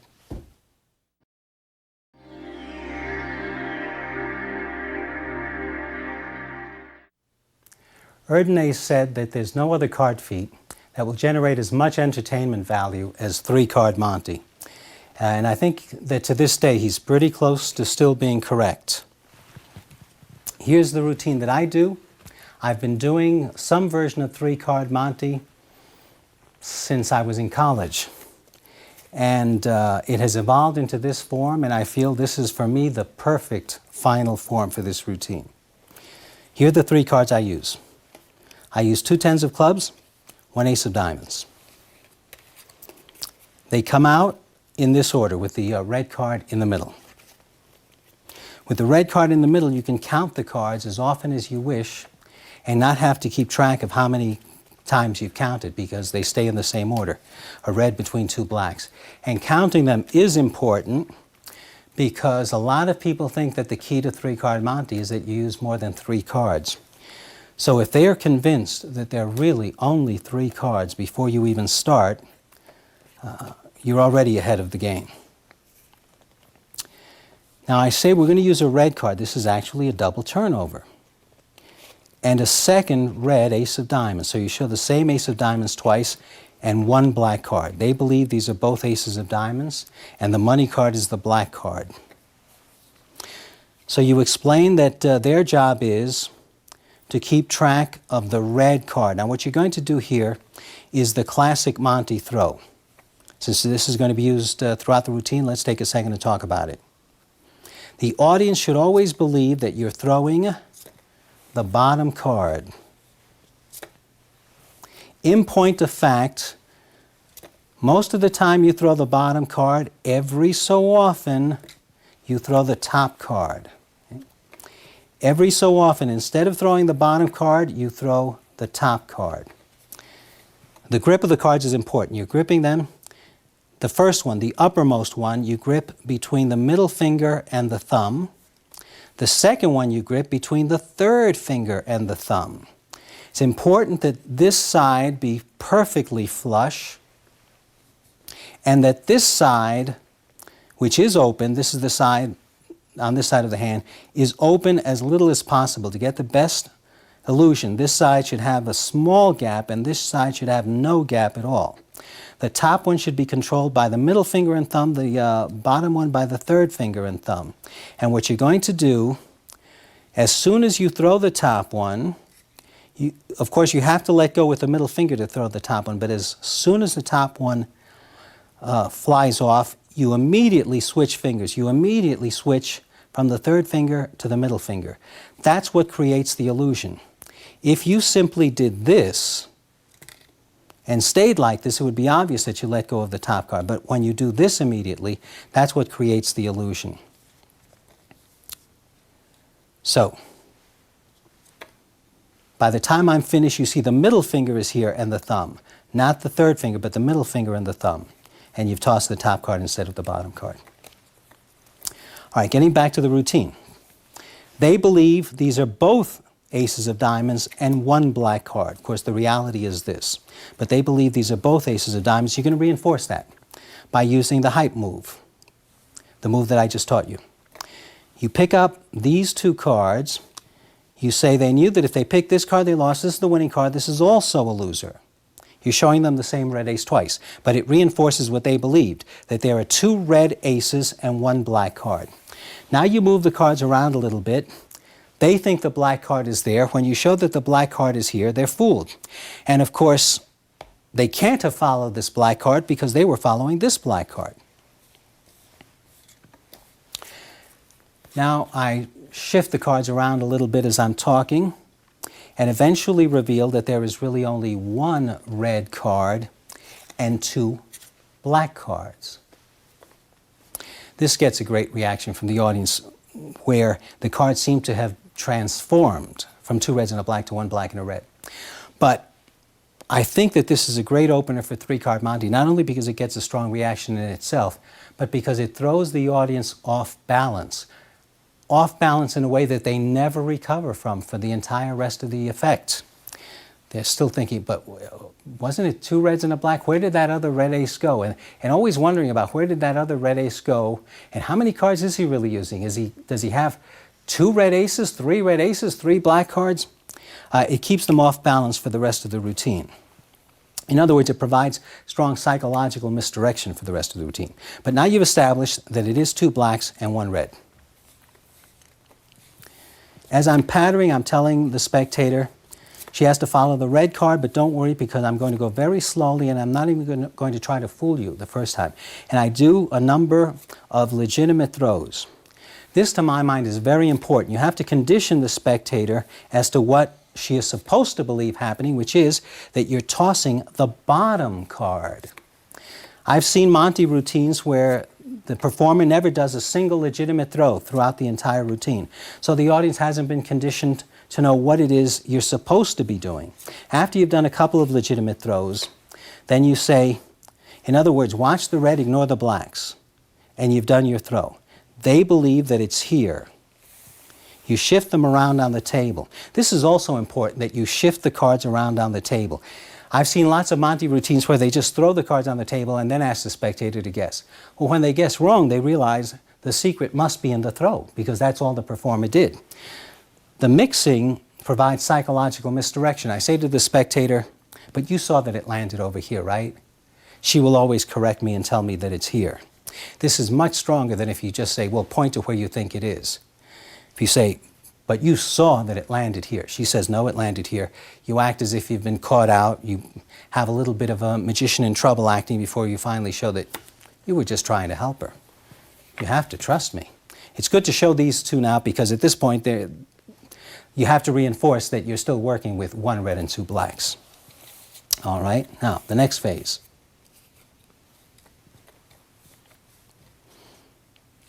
The double hype. The strongest thing that you can do with hype moves in Monte is the double hype. You do a legitimate throw here. You say, I want you to keep track of this when you hype. But then you show 2 blacks here. That's the double hype when you show 2 blacks here. This is the real situation. Because once again, what has happened is this.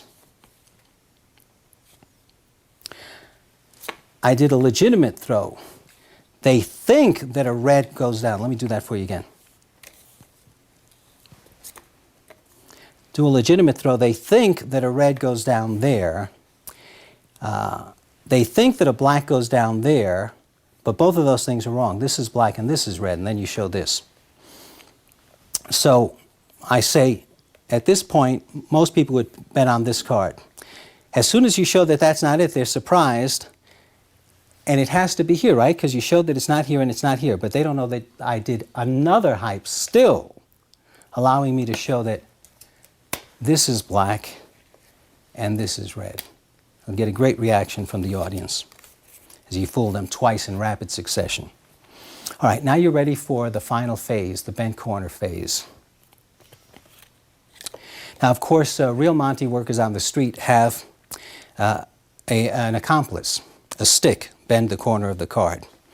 Now, since you're working alone, you can't have a stick bend the corner of the card for you. You have to do it yourself. To facilitate the bending, you have previously, before starting the routine, prepared these cards by bending all 3 corners up and down, then switching this around, bending all 3 corners up and down.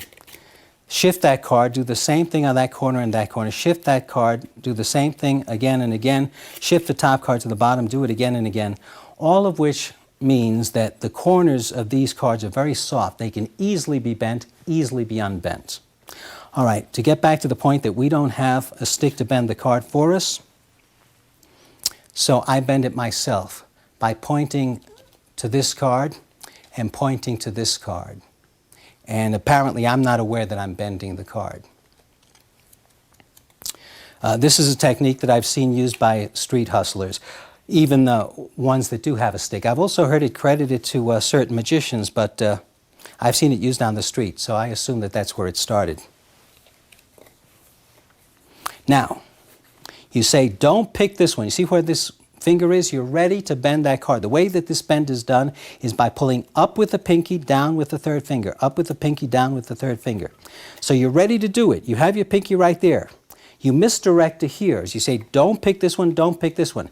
As this hand goes down and you direct to here, you're going to do this, to put a bend in there like that bend. So, to do it as I would do it in performance, I would say, don't pick this card, don't pick this card. This is the one they call the money card. The audience doesn't realize at this point there are two identically bent cards. Since they were superimposed as you saw from the corners, you get identical bends over here. Now, let me backtrack. Before even doing this, I should have mentioned something else. It's important that you frame the instructions properly to the spectator for this final phase. The bent corner phase is just the perfect ending for three-card Monte. It gets an explosive reaction from the audience, but only if she points to the card that has the bent corner. If she points to another card, it's not so good. So, it's important that she follow her eyes. By now, she probably knows the card is never where it's supposed to be, so she might be tempted to point to another card just to be arbitrary because she knows it's never where it's supposed to be. So after countless performances, this is the exact phrasing that I have found works for me.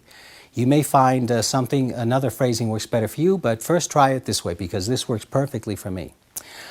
Before we go on, this is the one time we're going to play for real. Right? This is the only time I've asked you to guess. This last time we will play for real. That's when I say, so you want to try to avoid picking this card, try to avoid picking this card. This is the money card. I'm going to ask you one favor, and don't worry if you lose because I'm not giving away any prizes if you win. That's an important line. Takes pressure off the spectator. Don't worry if you lose because I'm not giving away any prizes if you win. So there's no pressure for you to pick the right card. That's important. Then I say, I want you to do one favor for me. And this time I really am serious. The favor is to watch the red card. The spectator will usually laugh or smile at that point. Now I'll say, in other words, because I want her to realize I wasn't joking, that I'm serious. So I'll say seriously, in other words, I want you to follow your eyes. And I do this because I don't want her to keep staring there. I want her to look me in the face and promise me eye to eye that she's going to do what I want her to do. So I do this. In other words, I want you to trust your eyes, and she'll follow my hand up and look at my eyes. I want you to trust your eyes and tell me where you see it end up. Don't tell me where you think it is. Don't tell me where you guess it is. I want you to trust your eyes and tell me where you see it end up. Is that fair enough? Now here's the most important part. It's not what you say that's the most important part. The most important part is what she says. When I say, is that fair enough? I wait until she says yes or nods her head.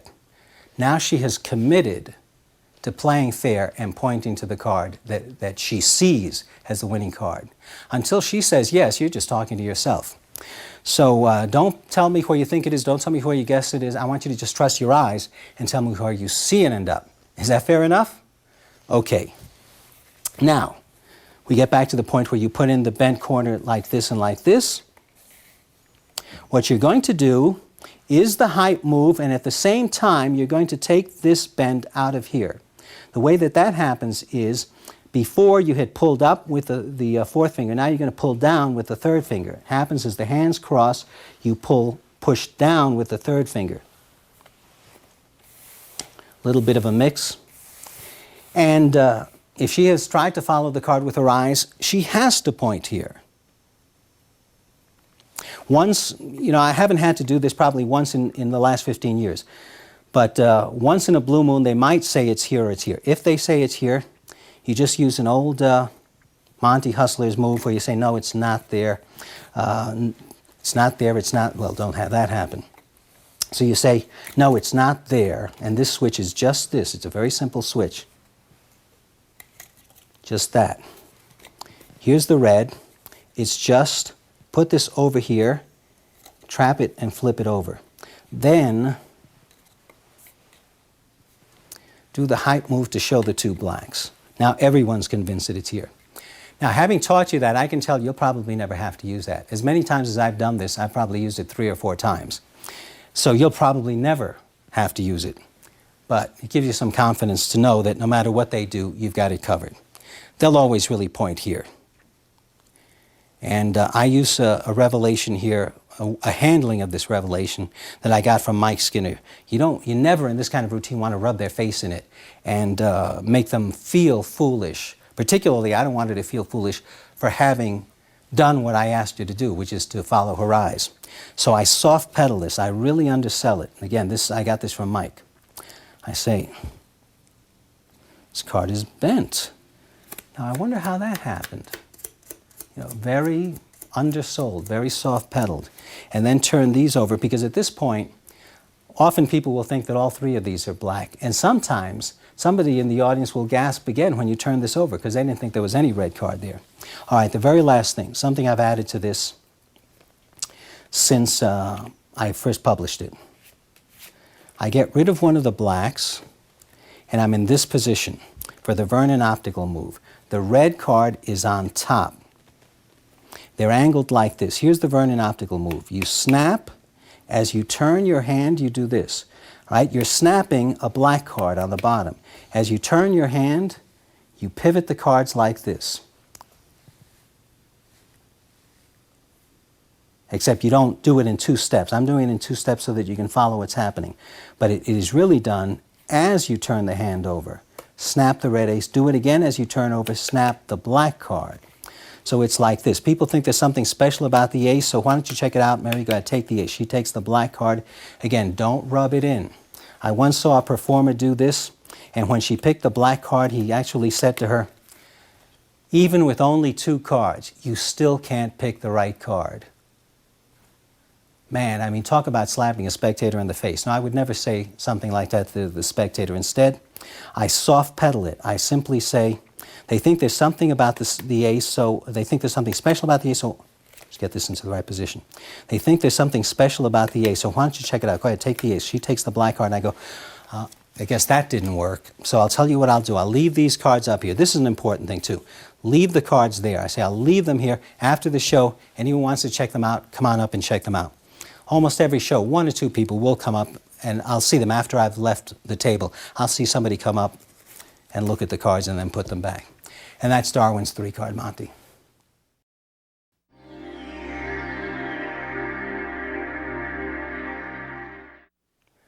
I want to talk about what may be the single factor that most separates a professional performance from a typical amateur's performance, and that is the subject of pacing. Even the worst professional magicians usually have a well-paced act, and even the best amateur magicians very often have pacing problems in their performance. Now, by pacing, I don't mean that you have to talk fast or move fast. I simply mean that the audience has to feel that there's something interesting happening at every particular moment. Any time that the audience feels that there's nothing happening to hold their interest, that's when pacing is lagging. And to give you a quick place that you can improve your pacing, I'd suggest we focus on one area in particular, and that is the area of dead time.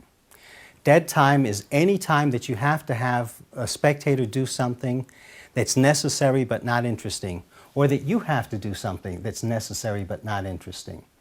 The spectator has to shuffle the deck. The spectator has to deal the cards in piles. You have to deal out 4 bridge hands. You have to have the spectator put what he thinks are red cards here and black cards here. Necessary but not in itself interesting.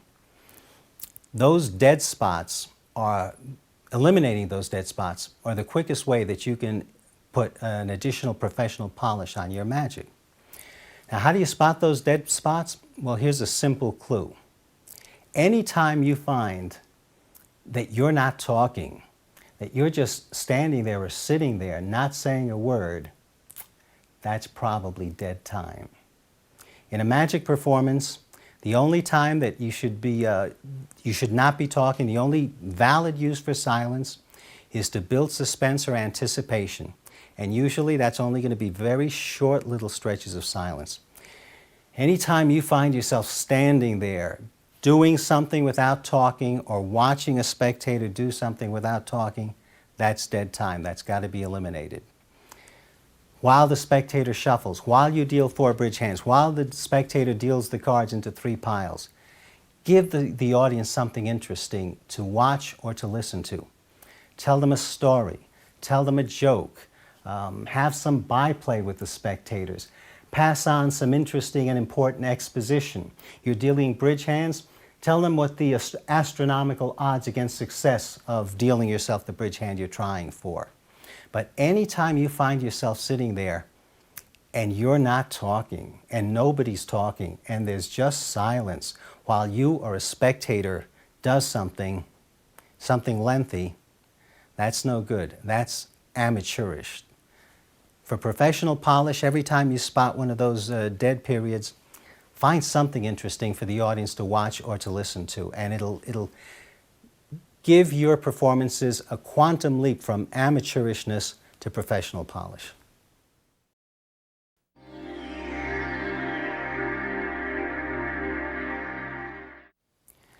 This next routine is the strongest gambling routine that I have ever found, but it's also one of the most difficult.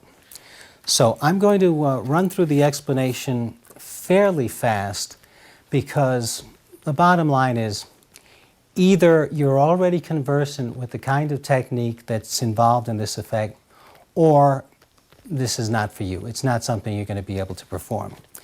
So I'm going to explain this based on the assumption that you're already generally familiar with advanced riffle shuffle work. For those of you who aren't, at least this will satisfy your curiosity as to what was going on into the effect. You have to set up the deck, and this is the setup. The 2 through 9s are set up as follows.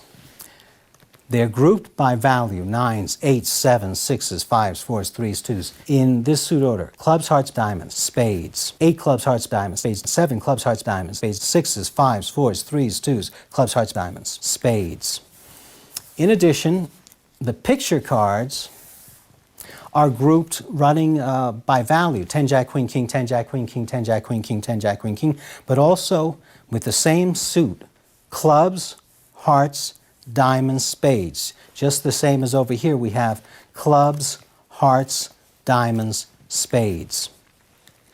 Take these number cards, divide them under the 7 of spades, corner crimp the 7 of spades, like so that you can cut to it later on. Just bend it down with your thumb. And under that crimp card, all of these picture cards are placed. Then the aces go on top. Doesn't matter what the order of the aces are, except that I like to have the ace of spades on top. Since it's the most prominent one, that's the one that I'll be performing the most with. All right. This is in the card case, and for best results, you should switch this in after you've done some effects where the spectators have had a chance to shuffle the deck. You don't need any kind of a fancy deck switch. Just reach in your pocket. Under any motivation, come out with a different deck. In the performance, I went in my pocket to get the 3-card Monte cards. I had the deck in my pocket when I went to get the 3-card Monte cards. When I came out, I had the 3-card Monte cards and I had the cold deck. But the fact that the audience believes that they have seen this deck thoroughly shuffled, that's what lifts it into the miracle class. Although they'll see you shuffle it so much that that in itself is very convincing. So, we begin by showing the control of the ace of spades. We produce the ace of spades by doing the Benzeus spin out. That is like so. You take the bottom half, and the top card is held by the forefinger, and you just spin it out like that. And I use Jean Mays's idea of not moving the two halves out like that, but moving one out and one up. Which gives you a nice, really nice illusion of that ace of spades coming from the middle of the deck. You put the ace of spades on top, and you do any false cut you want that keeps the ace of spades on top. The false cut I do is an upper ladder cut. I'll explain it very quickly. The ace of spades is here. You take the bottom half, you peel a single card, then you side jog. I'm going to exaggerate this. You side jog this half, pull the bottom half of the side jogged half, in other words, a quarter of the deck, and put it square with the deck. Now there's a quarter of the deck that's side jogged. You're going to pull out that quarter of the deck, and that's going to allow you to catch a break right here. When this comes out, your thumb is right here, so that when this comes out, you can catch a break between the two halves. Pull out all the cards below the break, peel off a single card. That's the single card that had been displaced at the beginning. Put this back on top. The ace of spades is back on top. So when it's done at speed and without the jogs being exaggerated, that's what it looks like. This is important not only to impress the audience that you can control the ace of spades, but to subliminally convince them that these cards are being mixed. Then you say, you'll take it a step further. Instead of just controlling the ace of spades with cuts, you'll do both shuffles and cuts. Put the ace of spades back on top. Now, the shuffle that I use is a Marlowe shuffle. I'll explain it quickly, but again, just use any false riffle shuffle that you think is really convincing and that you do well. But here's the Marlowe one. You take the bottom half of the deck. You shuffle so that you leave a quarter of this half unshuffled and a quarter of this half unshuffled. You set up for a strip out. Now there's a quarter of the deck unshuffled that you can access by lifting over here and bring this up and put it right here. If you then strip out, easy to do, difficult to explain. Actually difficult to do and difficult to explain, come to think of it.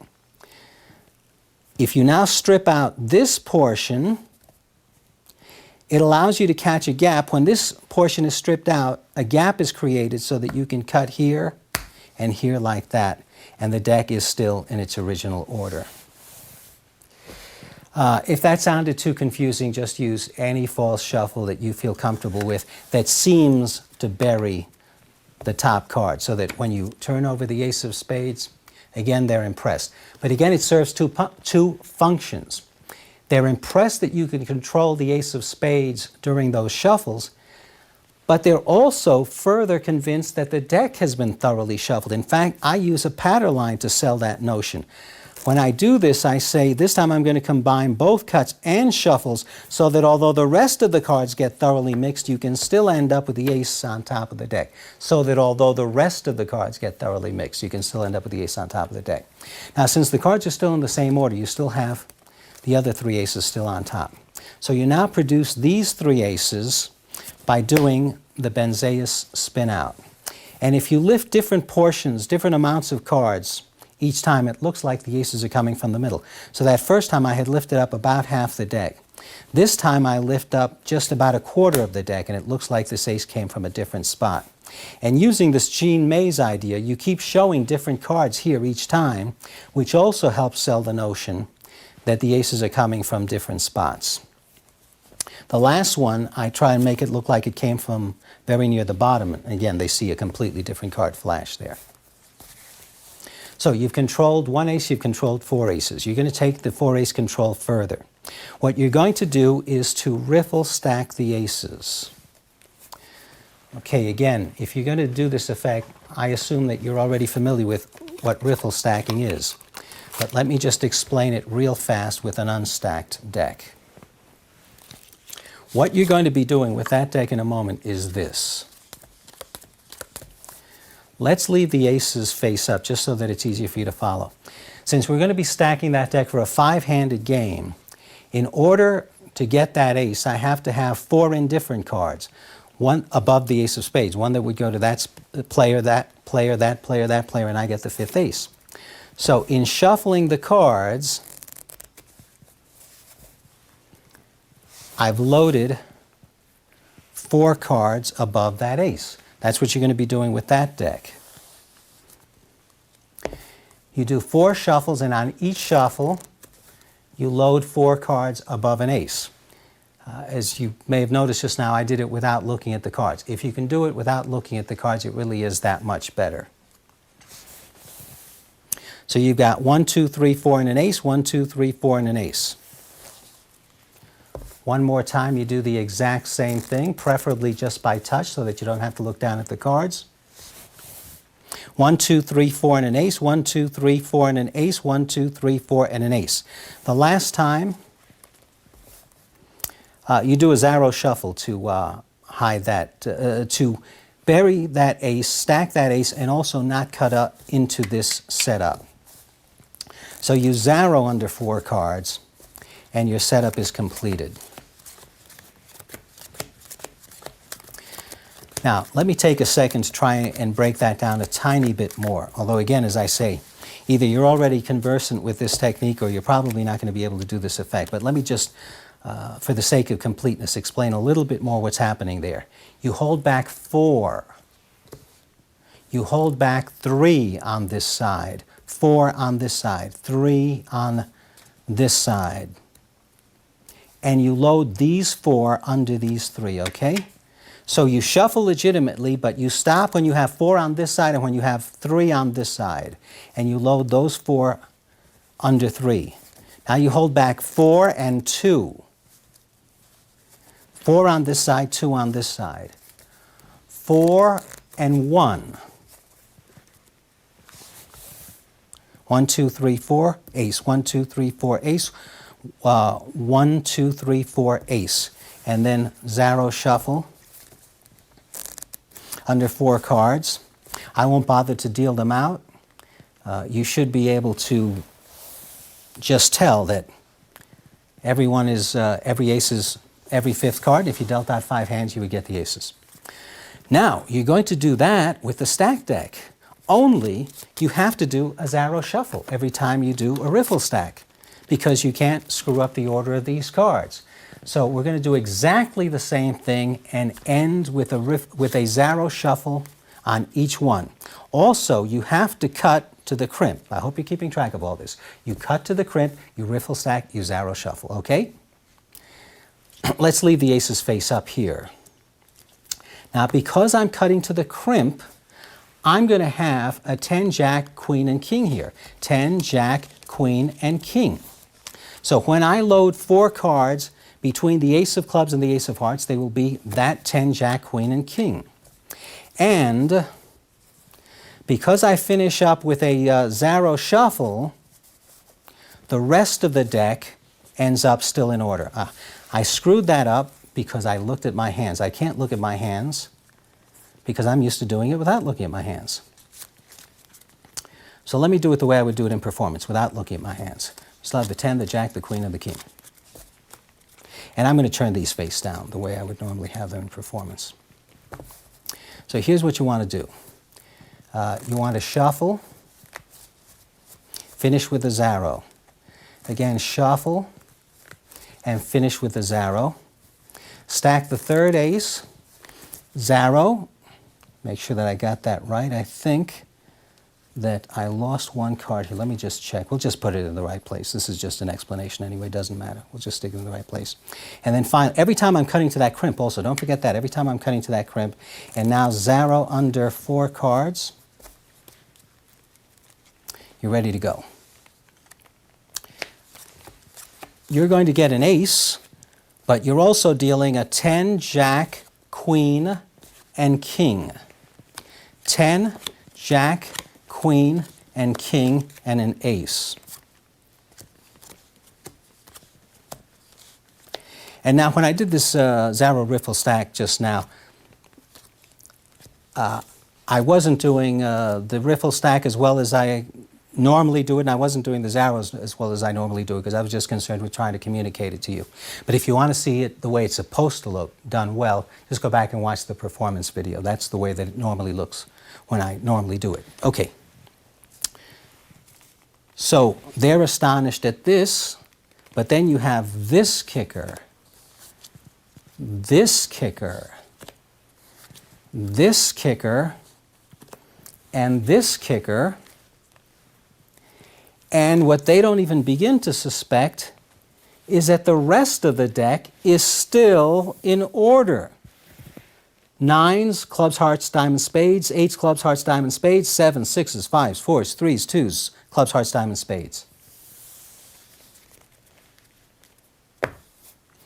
So you pick these up. And of course, these are also in clubs, hearts, diamonds, spades. So now the entire deck is sorted by values and in clubs, hearts, diamonds, spades order.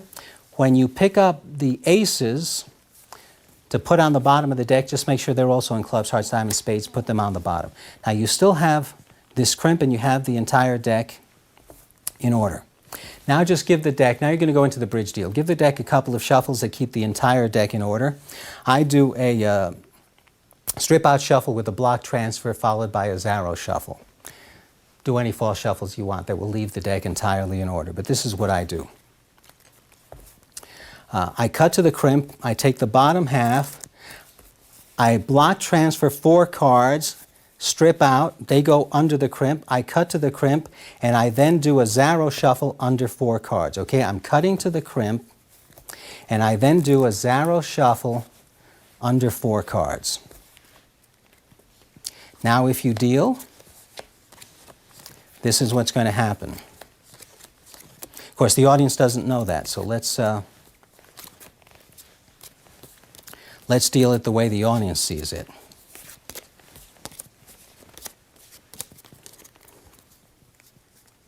Because I just want to make sure I didn't pick these up in the wrong order. Yeah, we're fine. Okay.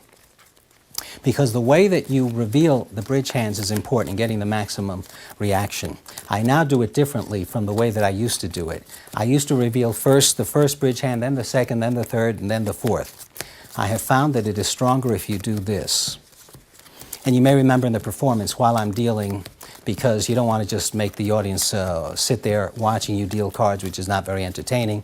I was talking about the odds involved. I was doing a little exposition. I was explaining what the best hand is in bridge and what the odds are in getting that hand. All stuff that the audience has to understand in order for this to have its maximum impact. I might just digress for a moment and say, in all the gambling routines that I do, people who play cards will be very impressed, but people who've never played cards will also be impressed because whatever little bit of technical information about card playing they have to know, I teach them in the course of the trick. I explain it. The little bit you have to know here is what a Grand Slam perfect bridge hand is, and I explain that. Okay, now I say to the audience, does anyone happen to know the highest ranking hand in the highest ranking suit in bridge? Someone will say spades. I'll say, that's right, spades is the highest ranking, like the ace of spades and the 2 of spades. One last thing, let me show you this. This crimp, remember that I crimped the 7 of spades? This crimp is here. So when I pick this up, I pivot it. I do a 90-degree turn so the crimp is here. And what's the highest ranking suit? Spades. That's right, like the ace of spades and the 2 of spades and the 3 of spades and the 4 of spades and the 5 and the 6. Now when I get to the 7, here's the crimp. When I deal off the 7, I take the crimp out. Just a little refinement. You don't have to bother with this if you don't want. But it's so easy to do, why not do it? So that by the time you finish the effect, there isn't even any work in the deck. When you deal the 7, you take the crimp out. The 8 of spades, the 9, the 10, the jack, the queen, the king of spades, a Grand Slam hand in spades. Now at this point, the audience should be convinced that you're the greatest card handler that ever lived. And they haven't seen the last 3/4 of the effect yet. Because then you reveal that you gave this player a Grand Slam hand in clubs. This one got a Grand Slam hand in diamonds. I always say for the people in the last row, they are in numerical order because the audience is going to be far more impressed because they are in numerical order. And if it's a big audience, they may actually not be able to see that, so I always mention it. And I gave my partner the second highest ranking suit, a Grand Slam hand in hearts. And that is my favorite self-working gambling routine.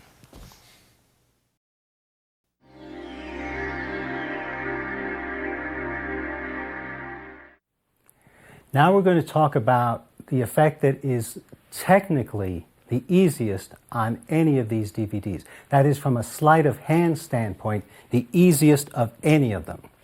And yet, in many ways, it's the most difficult effect on the entire set, because it's all about psychology, audience management, doing a lot of thinking and making it look like you're not doing any thinking at all.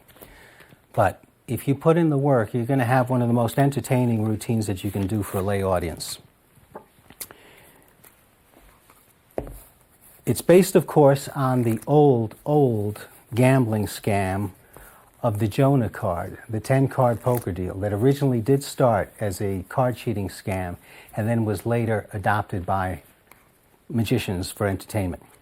So you start talking about, I say to the spectator, do you play poker at all? Sometimes they say yes, sometimes they say, oh, a little bit. And I'll say, when they say, oh, a little bit, I'll say, oh, just like me, I just play a little bit. I hardly know the rules. And that gets a laugh.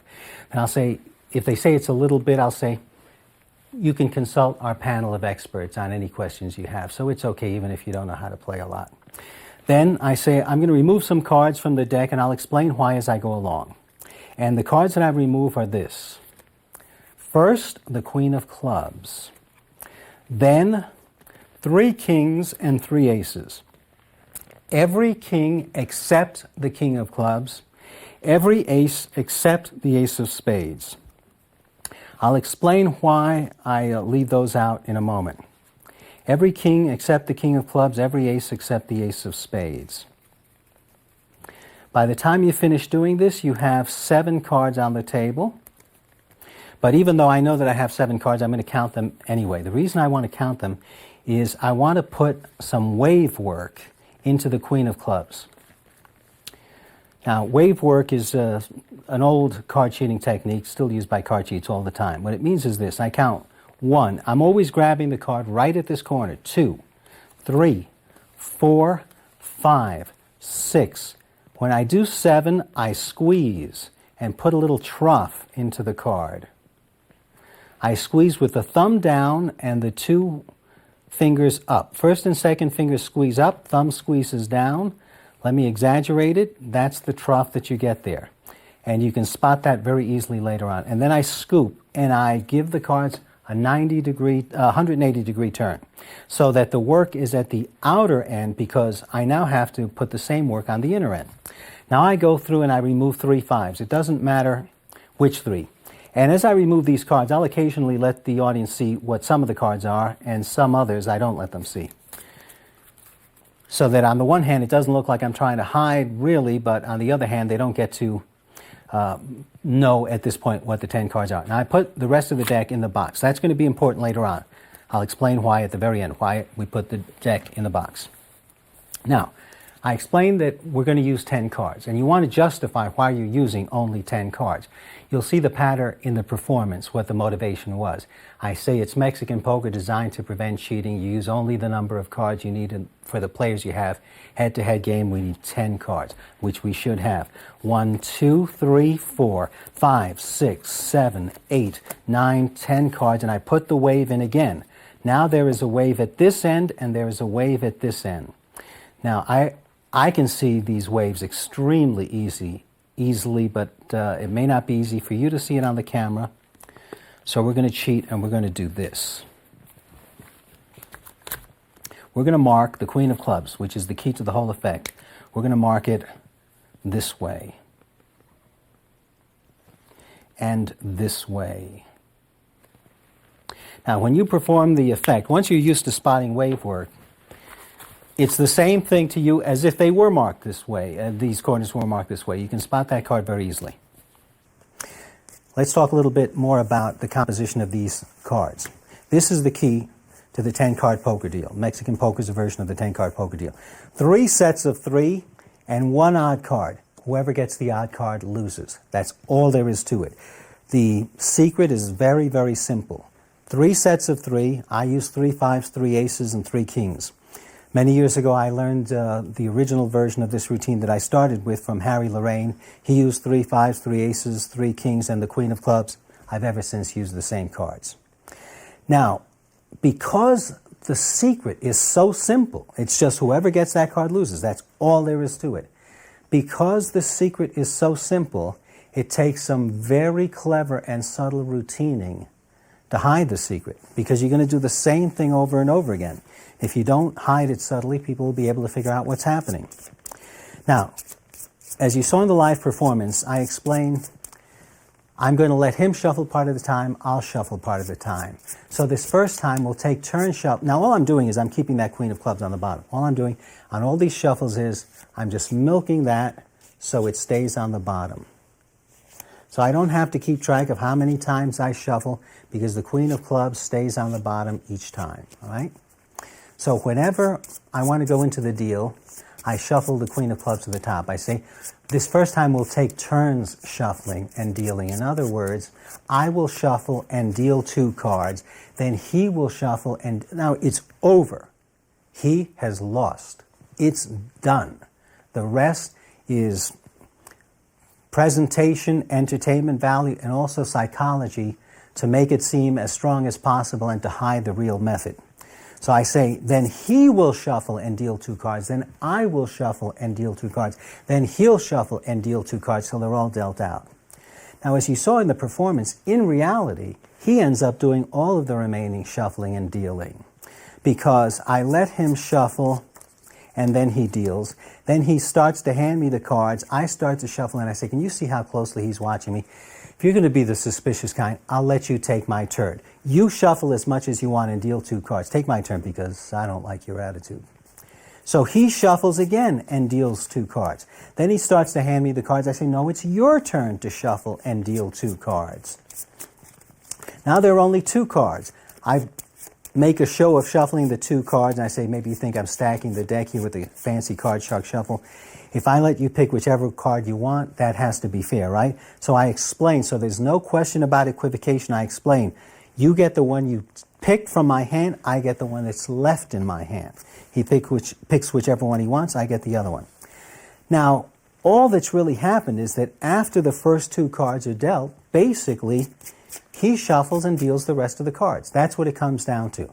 So why don't I just say to him, shuffle and deal the rest of the cards? Well, for 2 reasons.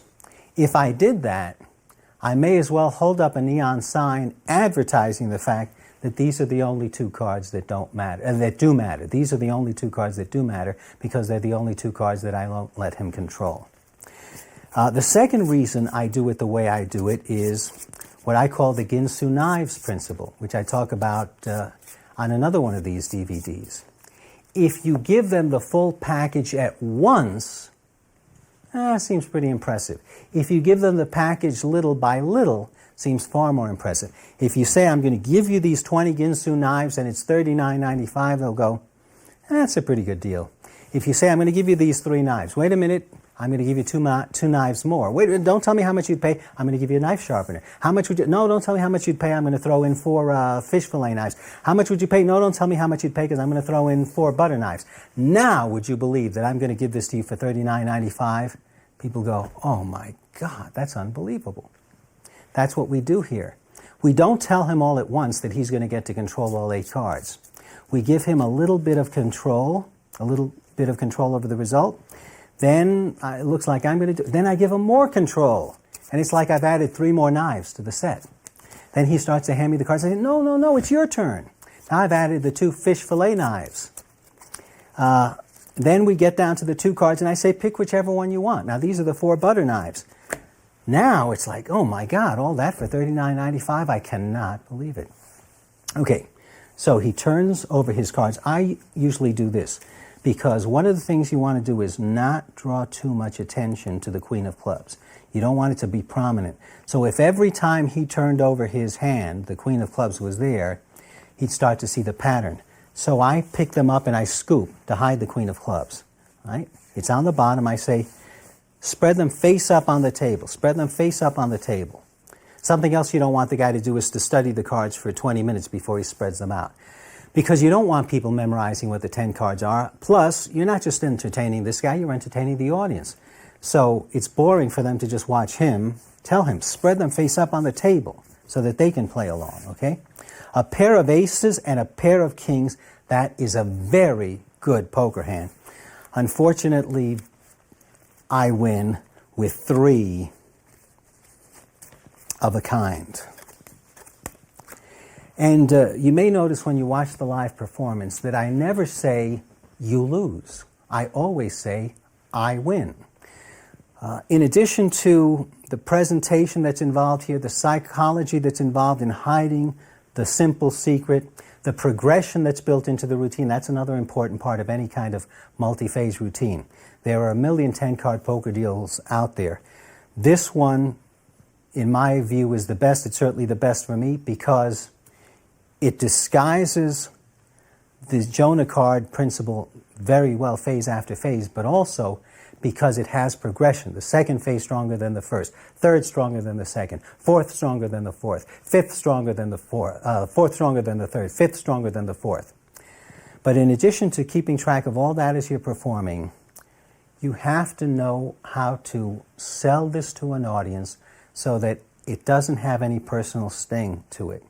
I've heard many magicians say the effect of the 10-card poker deal is the spectator always loses. Wrong. If you believe that the effect of the 10-card poker deal is the spectator always loses, you're going to alienate your audience. The effect of the 10-card poker deal is the magician, the performer, always wins. You may say, what's the difference? Logically, there's no difference. Psychologically, there's a big difference. If it's the spectator always loses, now it becomes very personal about there's something wrong with Frank. He always loses. What's wrong with this guy? When it's the magician always wins, it's impersonal. You get across the notion that if Steve were there instead of Frank or Bob were there instead of Steve, they would still lose because the performer always wins. It's like playing golf with Tiger Woods. You wouldn't say, Tiger Woods beat me. You would feel, well, Tiger Woods would beat anybody except a world-class pro, right? A lot of people would love to play golf with Tiger Woods just to be able to say, my God, that guy was fantastic. So you want them to have that feeling, that they were lucky to play poker with you so they can tell their friends, my God, he was fantastic. Not that he walks away thinking, what's wrong with me? I always lose. Okay, so keeping that in mind, I say, unfortunately, I win with 3 5s. Do me a favor, shuffle all of the cards. Shuffle as much as you want. Here's another important thing about this routine. Many 10-card poker deals never let the spectator shuffle all 10 cards at any point in the routine. To really hide the secret of the Jonah card, you have to have a couple of phases where the spectator shuffles all 10 cards. So he shuffles all 10 cards. I say, put them down on the table when you're satisfied.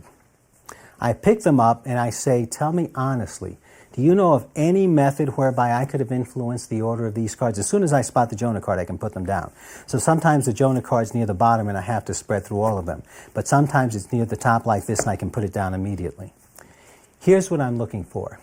If the Jonah card is in an even position, he deals. If it's not in an odd position, I deal. That's all there is to it. Now, I don't count the cards. I push them over in pairs, and my thumb always touches the lowermost card of the pair. So I know if my thumb touches the Jonah card, he deals. If my thumb doesn't touch the Jonah card, I deal. My thumb is pointing to him. This is the mnemonic that I use. My thumb is pointing to him, so if my thumb touches the Jonah card, he deals. The guy that my thumb is pointing to. If it doesn't, I deal. Now, we use Ascanio's concept of thematic misdirection here. You obscure the critical question of who deals by making a big deal about who cuts or whether the cards get cut. Something that's of no importance, you make it very important. As long as they're thinking about the fact that I didn't cut, they overlook the fact that we never discussed who would deal. So, if it's in an even position, which it is here, I say, normally, after he shuffles, I get to cut before he deals, but I won't cut. If it's in an odd position, I don't use that line about before he deals. I say, do you know of any method whereby I could have influenced the order of these cards? He has to say no. I don't say, do you know of any method where I could know the order of the cards? I say, where I could have influenced the order of the cards. He has to say no. There's no way that I could have influenced. If I see that I'm going to deal, I say, normally when one player shuffles, the other cuts. If I cut these cards now, he'd say, he cheated when he cut. And of course, he'd be right. So I won't even cut. I will deal them in exactly the order that he gave them to me. Notice how every card comes off the top of the deck. If it were any fairer than that, you'd be cheating me.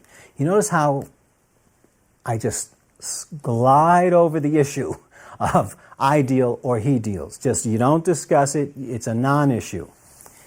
And he loses again. This time he loses, he's got a pair of kings. Oh, you did better last time. Unfortunately, I win again with a pair of aces. Actually, I won with two pair. I didn't want to mention that because I didn't want him to feel bad. Oh, here's something else that I found myself doing this automatically. So let me talk about this now. You notice, if you watch the live performance, I don't address all of the comments to the spectator. I address the majority of comments to the audience. I say, unfortunately, I win with a pair of aces. Actually, with two pair aces and fives. I didn't want to mention these because I didn't want him to feel bad. Part of getting the pressure off the spectator so it doesn't feel personal and combative and like you're picking on him is that you don't address all the comments to him. Most of the comments you're talking to the audience. That takes some of the onus off the spectator. Okay, so phase 2 is over. Once again, shuffle them as much as you want. And as he's shuffling, and again, this is a phase where all 10 cards get shuffled. It really helps to camouflage the secret of the Jonah card. As he's shuffling the 10 cards, I say, and you know, don't take this seriously. This is all just in fun. We're all just here to have a few laughs at your expense. Now that patter is important. The last part you can leave out if you want, but the patter before that is important. Don't take this personally. It's all just in fun. I say to him, it's all just in fun. I say to the audience, we're all just here to have a few laughs. You want to reinforce this notion that this is just for fun. It's not personal. Don't let your ego get involved. Now, I always throw in that line about, we're all just here to have a few laughs at your expense. I just do that because that's my persona. The audience starts to pick up on my persona as the performance goes along, that I'm kind of a wise guy throwing in zingers like that. When they think maybe he's a nice guy, I always throw in a little zinger.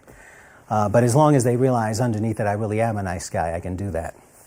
Anyway, that pat is important, that they know that you've told them, we're all just here to have a few laughs. It's all just in fun. So he finishes shuffling. You tell him, put them down when you finish shuffling. So otherwise he might start to deal. You say, when you finish shuffling, put them down. When he finishes putting them down, you spread them through between your hands as you say, I'm going to spread these out on the table. And you spot the Jonah card. The Jonah card is often easier to spot in your hands than on the table because in your hands you can tilt back and forth to catch the light. On the table it's not always possible. So I spread them between my hands. As soon as I see the Jonah card, I place them on the table. And I say, I will pick a card, you pick a card. I always go first. Here's why. Usually, before it's over, he will pick the Jonah card. As soon as he picks the Jonah card, I say, oh, I don't know which one I should pick. You tell me. I'll take whichever one you say. And I start letting him pick my cards. Okay, pick one for yourself. I don't know which one I should pick. You tell me, whichever one you say. And he picks one for himself. And, whichever one you say. And he picks one for himself. The second he picks the Jonah card, you can free up and let him make the decisions for you. But let's take a worst case scenario. Supposing I pick one, he picks one. I pick one, he picks one. I pick one, he picks one. I pick one, he picks one. I pick one, he gets one. There's no way you can get stuck with the Jonah card because he has to take whatever card is last there. So the exact pattern that I use is I take a card, you take a card. I take a card, you take a card. So I take a card, you take a card. I take a card, you get a card. And he ends up with it. That's the worst case scenario. That almost never happens. They almost always end up taking the Jonah card before the end. But as you can see, even the worst case scenario, it's not bad. He spreads out the cards. A pair of aces and a pair of kings. That is the best hand we have had all night. Except for the one that I have here, because, wait a minute, of course he has a great hand. I gave him 6 cards. Let's just take this one for myself. pair of aces and a pair of kings. The best hand we've had all night, except for the one that I have here, because unfortunately I win with 3 5s. This is another thing that I do in the presentation. I'm always the reluctant winner. I always feel terrible that I won. And that helps take the onus, take the heat off the spectator. But it's also very funny. As you keep winning, you keep going like, oh, gee, I didn't really want to win. I'm sorry. Unfortunately, I win again. I keep using also the running gag line. You know I'm on your side. You know I'm on your side. Of course, that gets funny as the guy keeps losing and losing, and you keep beating up on him always by saying, but you know I'm on your side. Okay, so we have done 3 out of 5 phases. Now in this next phase, he does not get to shuffle. You bring the queen to the bottom. Doesn't matter where it is in the hand. You can always bring it to the bottom in an unobtrusive way. And you shuffle using that same slip shuffle so that the queen stays on the bottom. And I say, and this is where I review it. I review the first 3 phases. He lost when he shuffled and he dealt and I didn't even cut. Or if he didn't deal, I'll just say he shuffled and I didn't even cut. He lost, well, that's the second phase. He lost when we took turns shuffling and dealing. He lost when he shuffled and I didn't even cut. And he lost when he picked his own cards. Of course, I picked my own cards, so that wasn't completely fair. If I let him pick his own cards and I take whatever's left over, whatever he tells me he doesn't want, that has to be fair, right? We'll handle the cards in pairs. We'll eliminate 1 card each time. Now, that pattern is important because you're going to do an equivoke here. So that line about we'll eliminate 1 card each time is important because I shuffle it to the top. I say point, we'll eliminate 1 card each time. Point to a card. If he points to this card, I say take it. If he points to this card, I say, okay, we'll eliminate it. Eliminate another one. You want to eliminate this one? Okay, eliminate another one. Eliminate whichever one you don't want. But if he points, again, if he points to the Jonah card, I say take it. And again, take the one that you want.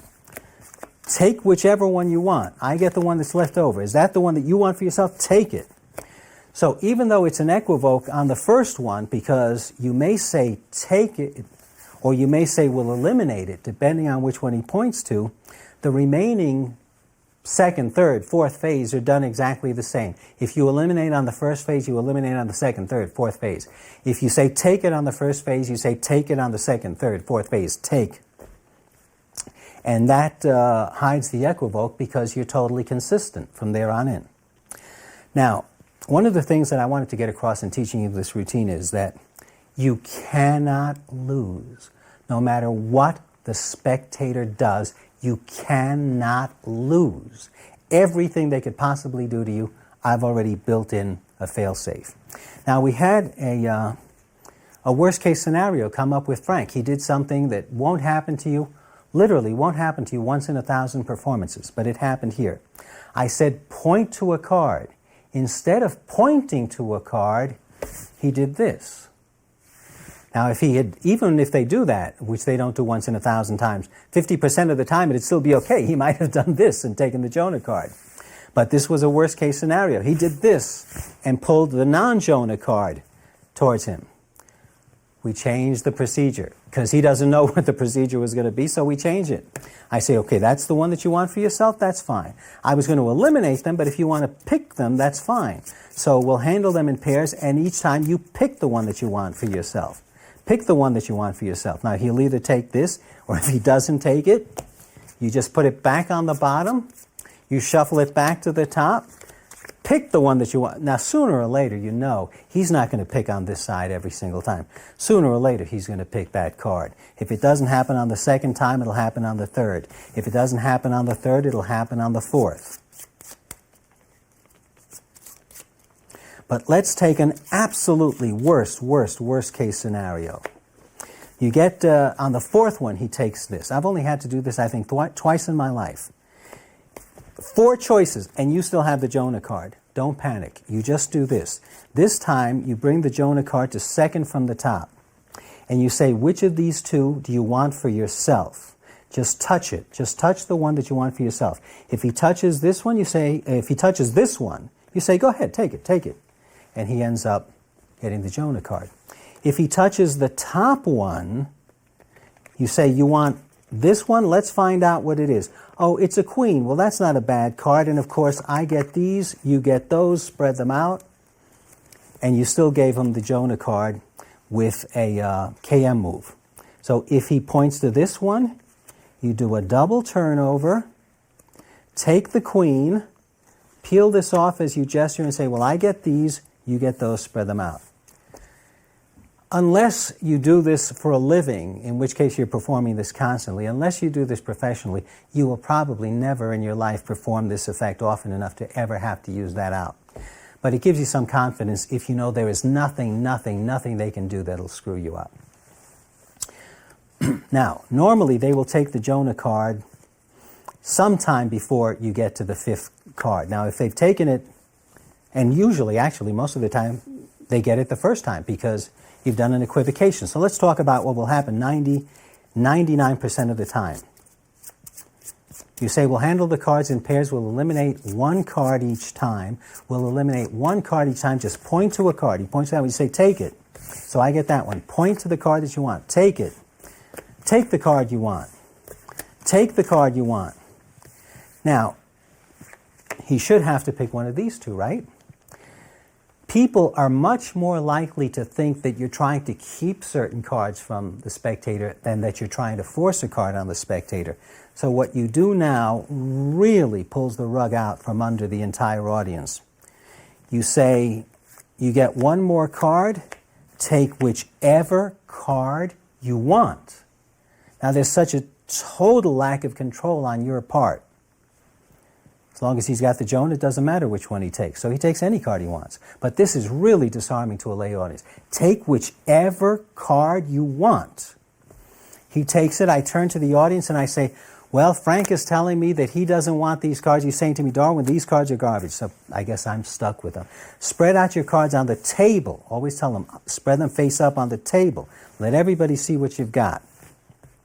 Pair of aces and a pair of kings, it's deja vu all over again because you remember that unfortunately I win with 3 5s.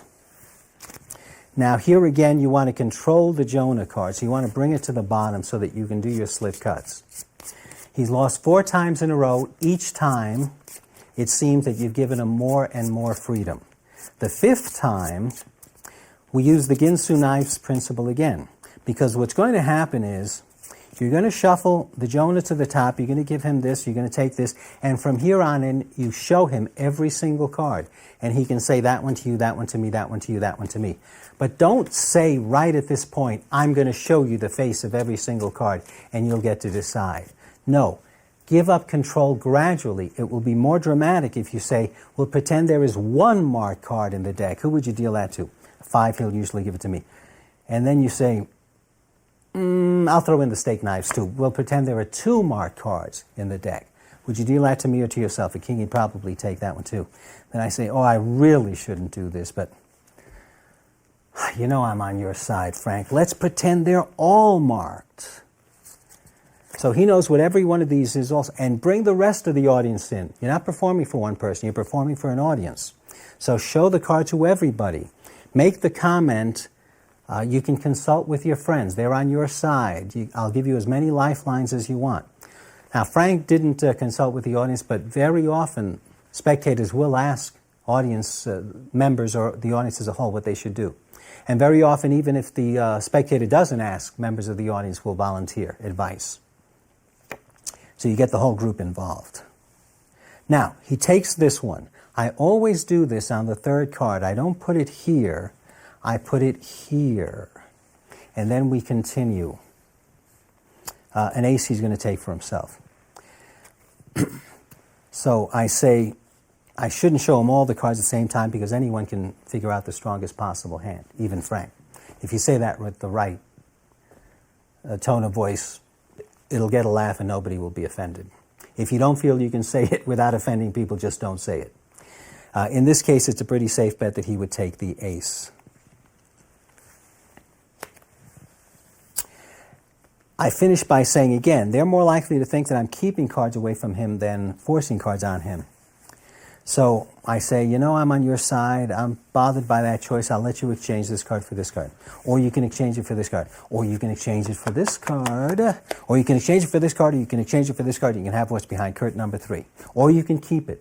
If you want to keep it, you can keep it. Deal or no deal, you tell me. And most of the time they keep it. But of course, if they want to exchange it, it doesn't matter. So if the spectator thinks that the first card you dealt yourself was a special card that you wanted to keep for yourself, that theory gets killed when you say you can exchange it for any of these, including the one whose face you never showed him. Now, why did I sneak this in here? It occurred to me that someday somebody might remember that the first card they were dealt they didn't see. And they might say, can I exchange that card? So I always did this to obscure which is the first card. I had to wait literally about 15 years before finally somebody said, can I exchange this card? I said, hallelujah. That's what I said to myself. To him I said, I wasn't playing. Oh, all right. If you want to exchange, but I won't let you exchange that one. If that's the one you want to exchange, fine. And I'm still waiting for this to happen a second time. So it's probably not even worth the bother, but the one time it happened, it was a lot of fun. He spreads the hand face up on the table. For the last time, and usually they'll usually get 3 aces. That's what most often happens, not always, but that's what most often happens, that he'll take 3 aces and a pair of kings. And when that happens, it's particularly nice because you win with the strongest hand of the night. You win with a full house, 5s over kings. So that is Mexican poker. If you want to do this, practice it so that everything that can happen, you know in advance how you're going to deal with it. Because in any equivoque effect, you cannot afford to let your thinking show. And this is nothing but equivoque. This is nothing but, it's not always equivoque, but it's always multiple outs. It's always multiple options. And whatever happens, you have to be ready to go into it without stopping and pausing and thinking for a split second. So if you want to do this effect, put in the practice to be ready for anything that they say, to know immediately what your option is. Also, if you want to perform this effect, perform it at every conceivable opportunity. The more often you perform it, the more entertaining you'll be able to make it. You'll get lines, you'll get great patter lines for the audience, from the audience. For pure entertainment value, this effect and Liar's Poker from my last book, Scams and Fantasies, are the two most entertaining, just in terms of laughter from the audience. For a party-type situation, Mexican poker, Liar's Poker can't be beat. Now, one last thing. Why did I say put the cards in the box like this? Because you don't want people trying to reconstruct the hands. Oh, let me just mention one other thing. Why did I say every ace except the ace of spades? Because the ace of spades is real prominent. I don't want any card that draws too much attention to itself. So these aces are less prominent. Why did I say every king except the king of clubs? Because I don't want the spectator to see the king and queen of clubs and think, oh, is it possible for me to get a flush, a straight flush, a straight? So if you don't have they won't say a straight, but a straight flush or a flush. If there's no king that matches the queen, it draws less attention to this queen because there's nothing that it can match up with there. Now, the last thing I was going to say about the box. You don't want people picking these cards up and trying to reconstruct the last hand. Not that they're looking for the secret, but often when you finish the last hand, someone will say, I told you you should have taken that 5 and not given it to him. And to try and prove his point, he'll say, if you'd taken that 5, he would have gotten the king, and he would have gotten this, and you would have gotten that. And somebody else will say, no, he should have kept the 5, he should have kept the king, let him have the 5, but let him have 1 ace. Then he would have gotten this, and they would... That's fine if they want to do that, but I don't want them to do that with the cards, because they might discover that whoever gets the Jonah card loses. So I want to bury the cards in the deck, but I don't want it to look like I'm running scared, like I'm scurrying to shuffle these cards into the deck right away. So I have found the most casual way to bury these 10 cards without making it look like you're running to shuffle them into the deck is You pick up the deck and you faro the 10 cards into the middle of the deck. And now they're not only buried, but they're faroed, they're shuffled in. Even if someone took out the deck, they're not going to remember what the 10 cards are, because you may have noticed, you never show them all 10 at once. You only show them the number of cards they need to see that you won. They start looking at these cards, they'll never remember what the 10 cards were. So that's why the cards are in the box, because the fastest way to bury cards in the middle of the deck and yet make it look very casual is to pick up the box and just faro those cards into the box. And I say, Frank, I want you to have these as a souvenir. That's Mexican poker.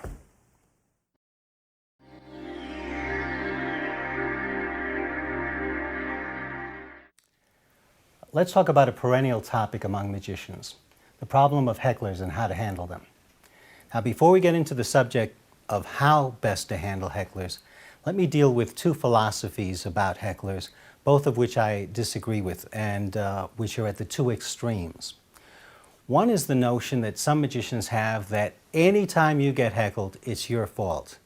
You know, you tell another magician about somebody who gave you a problem, and the first thing they say to you is, well, what did you do to cause it? Now, there is some truth to this.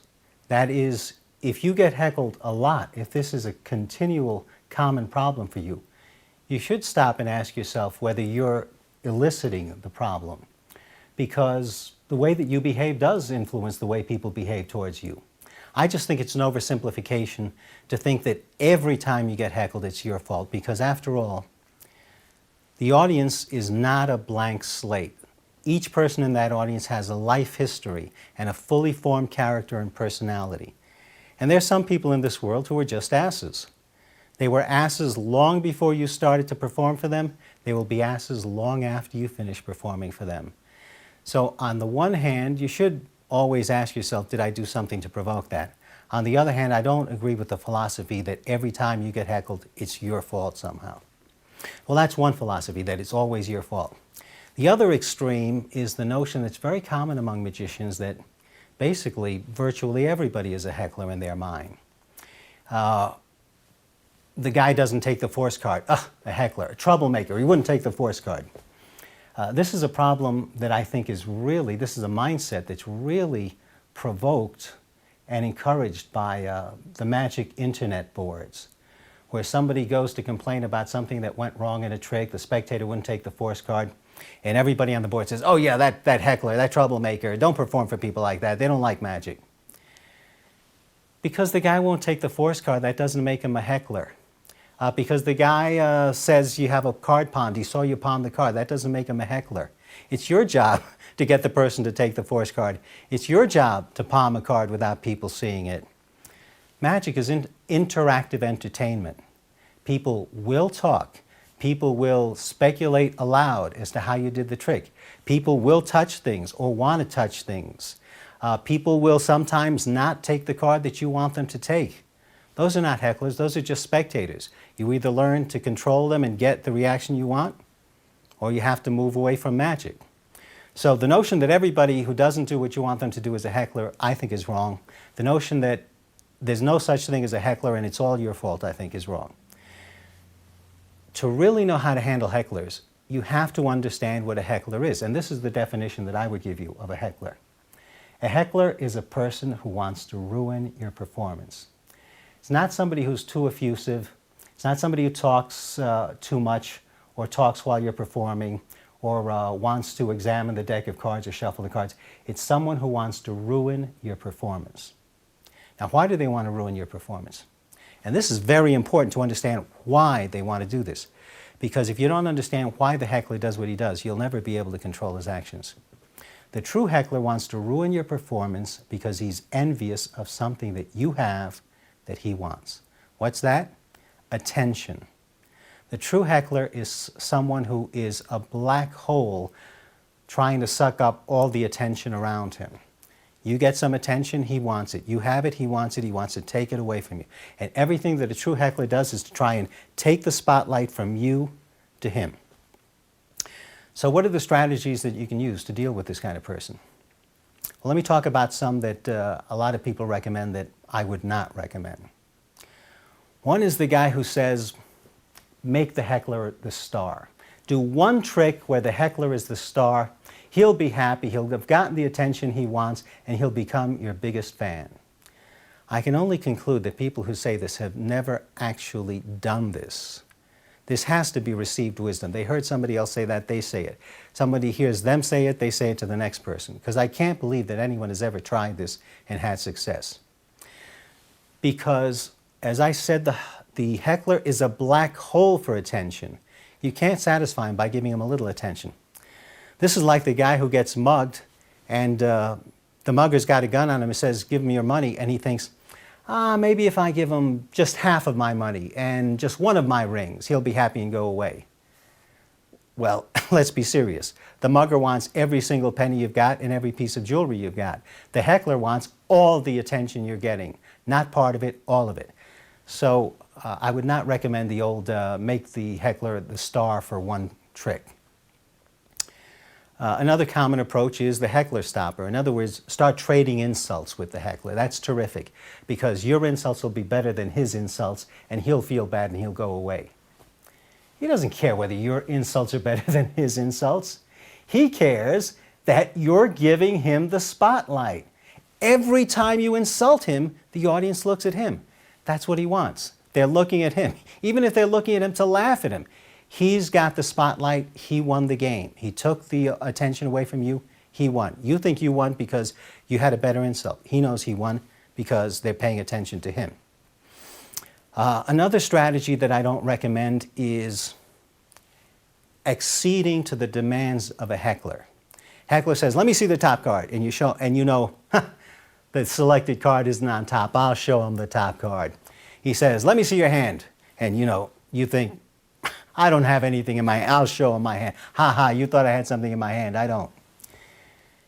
That's not the game he's playing. The game he's playing is he's getting the attention by calling the shots. You're relinquishing control to him. Every time he says, do this, and you do it. Every time he says, jump, and you jump, and he says, dance, and you dance. You're letting him win. You're giving him attention, and you're giving him control of the performance. So 3 things that I would say never do is never make the heckler the star, because you'll never get the spotlight back. Never trade insults with the heckler, because he's winning even though you're getting the bigger laughs from the insults. And never, more than anything else, never relinquish control of the performance by doing everything that the heckler demands that you do. So if I don't think that any of those strategies are good, what should you do? In a word, nothing. Nothing in the sense of don't give him attention. In other words, the best heckler squelcher is to ignore the heckler. That's the one thing he can't stand. He can't stand to be ignored. So as much as you can, as long as you can, ignore the heckler, and usually they will eventually shut up, and they may even walk away, which like that's going to break your heart because they walk away and let you entertain the rest of the group. He can be tough, but remember, you can always, if it comes to the absolute worst case scenario, you can always stop performing. You can always thank the audience and say, been a great audience, thanks a lot, and just leave.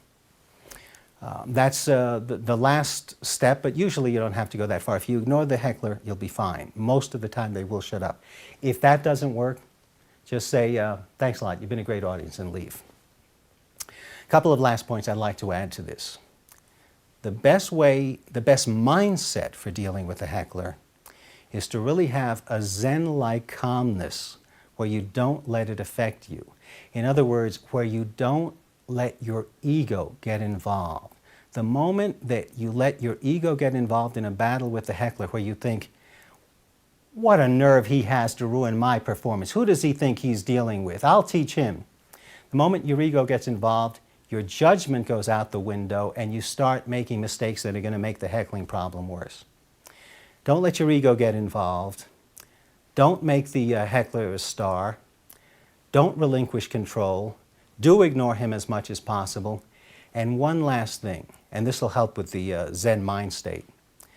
Remember always, it's not about you, it's about the audience. So if you remember that and you think the heckler's not a bad guy because he's messing with the great Darwin Ortiz, because he's insulting me. The heckler's a bad guy because he's ruining everybody else's fun. So what can I do to keep it fun for the rest of the audience and stop him from ruining it? If you always put the audience's well-being first, that's going to be a great guide in how to deal with hecklers and a great guide in maintaining a more objective mindset.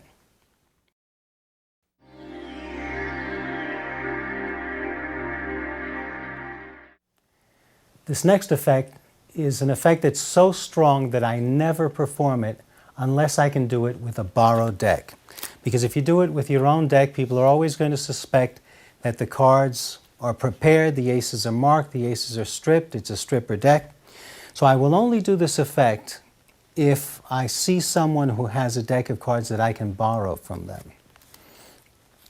If the opportunity arises when I borrow the deck of cards, when they first hand it to me, I say, are there any jokers in the deck? And usually they'll either say no or they'll say that they don't know for sure. And that gives me a chance to get these 4 aces to the top of the deck. Let's bury them in different parts of the deck now. I'll spread through the deck as I'm checking, just to show you the aces really are separated throughout the deck. There, there, there, there. I say, there aren't any jokers in this deck, are there? And as I spread through, I just cull the aces. Now, it doesn't look like there are. Do you know if it's a full deck? They'll say they don't know, or I'll say, well, it feels like a full deck. I guess I can use this. This is fine. This will work. And what I've done is to bring the 4 aces to the top. Now, I did this in this performance, and you may have noticed that I didn't do this spread cull to get the aces to the top. I did this on another earlier DVD of mine, and I also just borrowed the deck from the spectator and didn't do a spread cull to get the aces to the top.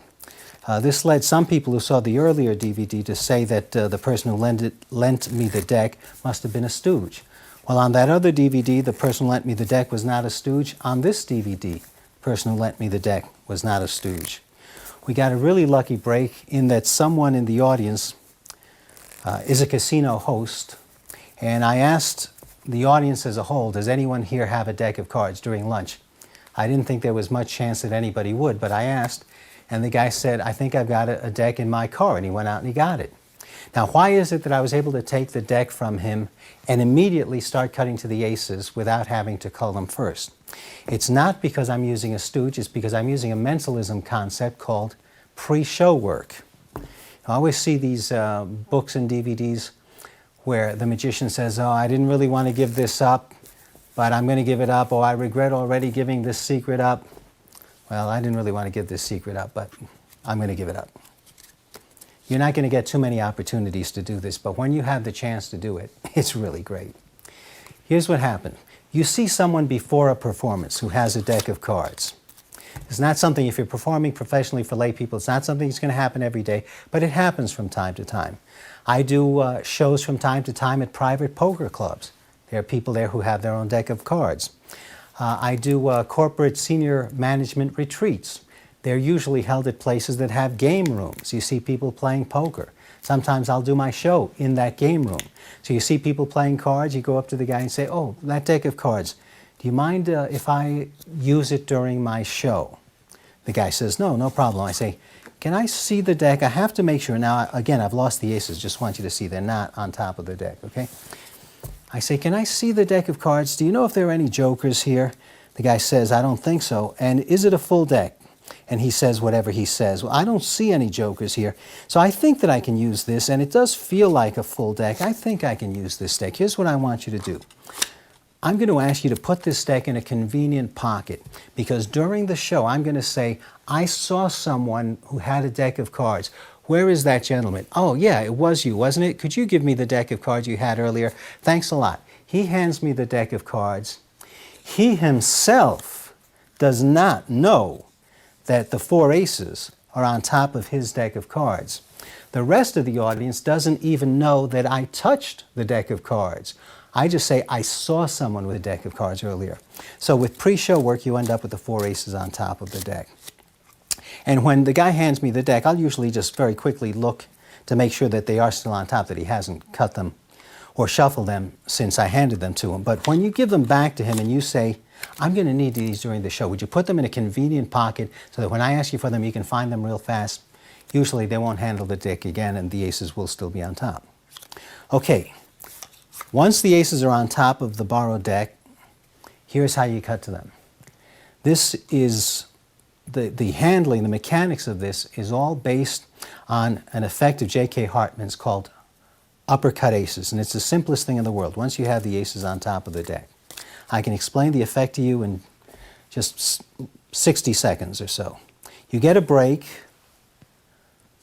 under the top card, which is an ace. You cut about half the deck and flip it over. That shows an indifferent card, but you push all the cards above the break. Remember, you had a break under an ace, so if you push all the cards above the break forward, when you flip this over, an ace shows on this side. Now, the other three aces are right here.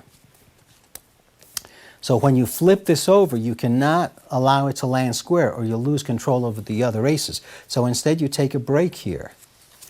And now I'm holding a break above the other three aces.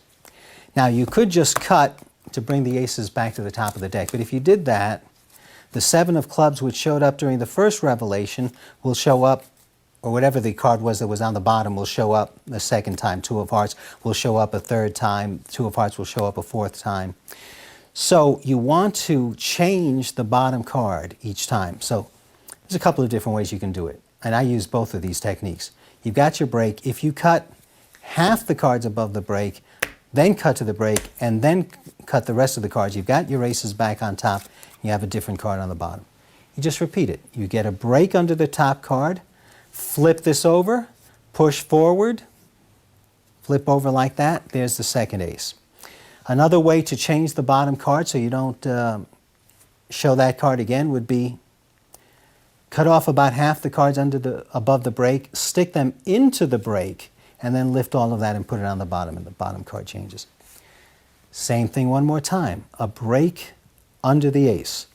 Flip over. Now I might mention the handling I use was shown to me by Father Cyprian, in that the original Hartman handling involved flipping this over and flipping this over all in one action. It was a continuous action to go from this to this to this. And Cyprian's contribution was to make it a two-stage process. A small step, but I think it makes it a little bit more dramatic. In other words, you do this, you let them see the indifferent card for a few moments, pause, then do this to reveal the third ace. The fourth ace is on top. Now for the Magician in Trouble ending, you get a break under 2 cards, the ace and whatever indifferent card is under the ace. Flip over. Now when you push forward, there are 2 cards here. The audience doesn't know that there's an ace under the 8 of clubs. Do a double turnover, rub it against your sleeve, show that it's changed. That's the effect. That's really all there is to it. But now let's talk about the 2 elements that make it a real miracle. The fact that you let the spectator shuffle, and the fact that a spectator covers your eyes. Those are the 2 elements that I added to the trick that were not in the Jerry Hartman original version. You've got the aces on top of the deck. Now, I do this 2 ways. Sometimes I do it with a gambler's cop, sometimes I do it with a full palm. I've already taught the gambler's cop handling on another DVD, so I'm going to teach it here as I did it in performance with the top palm.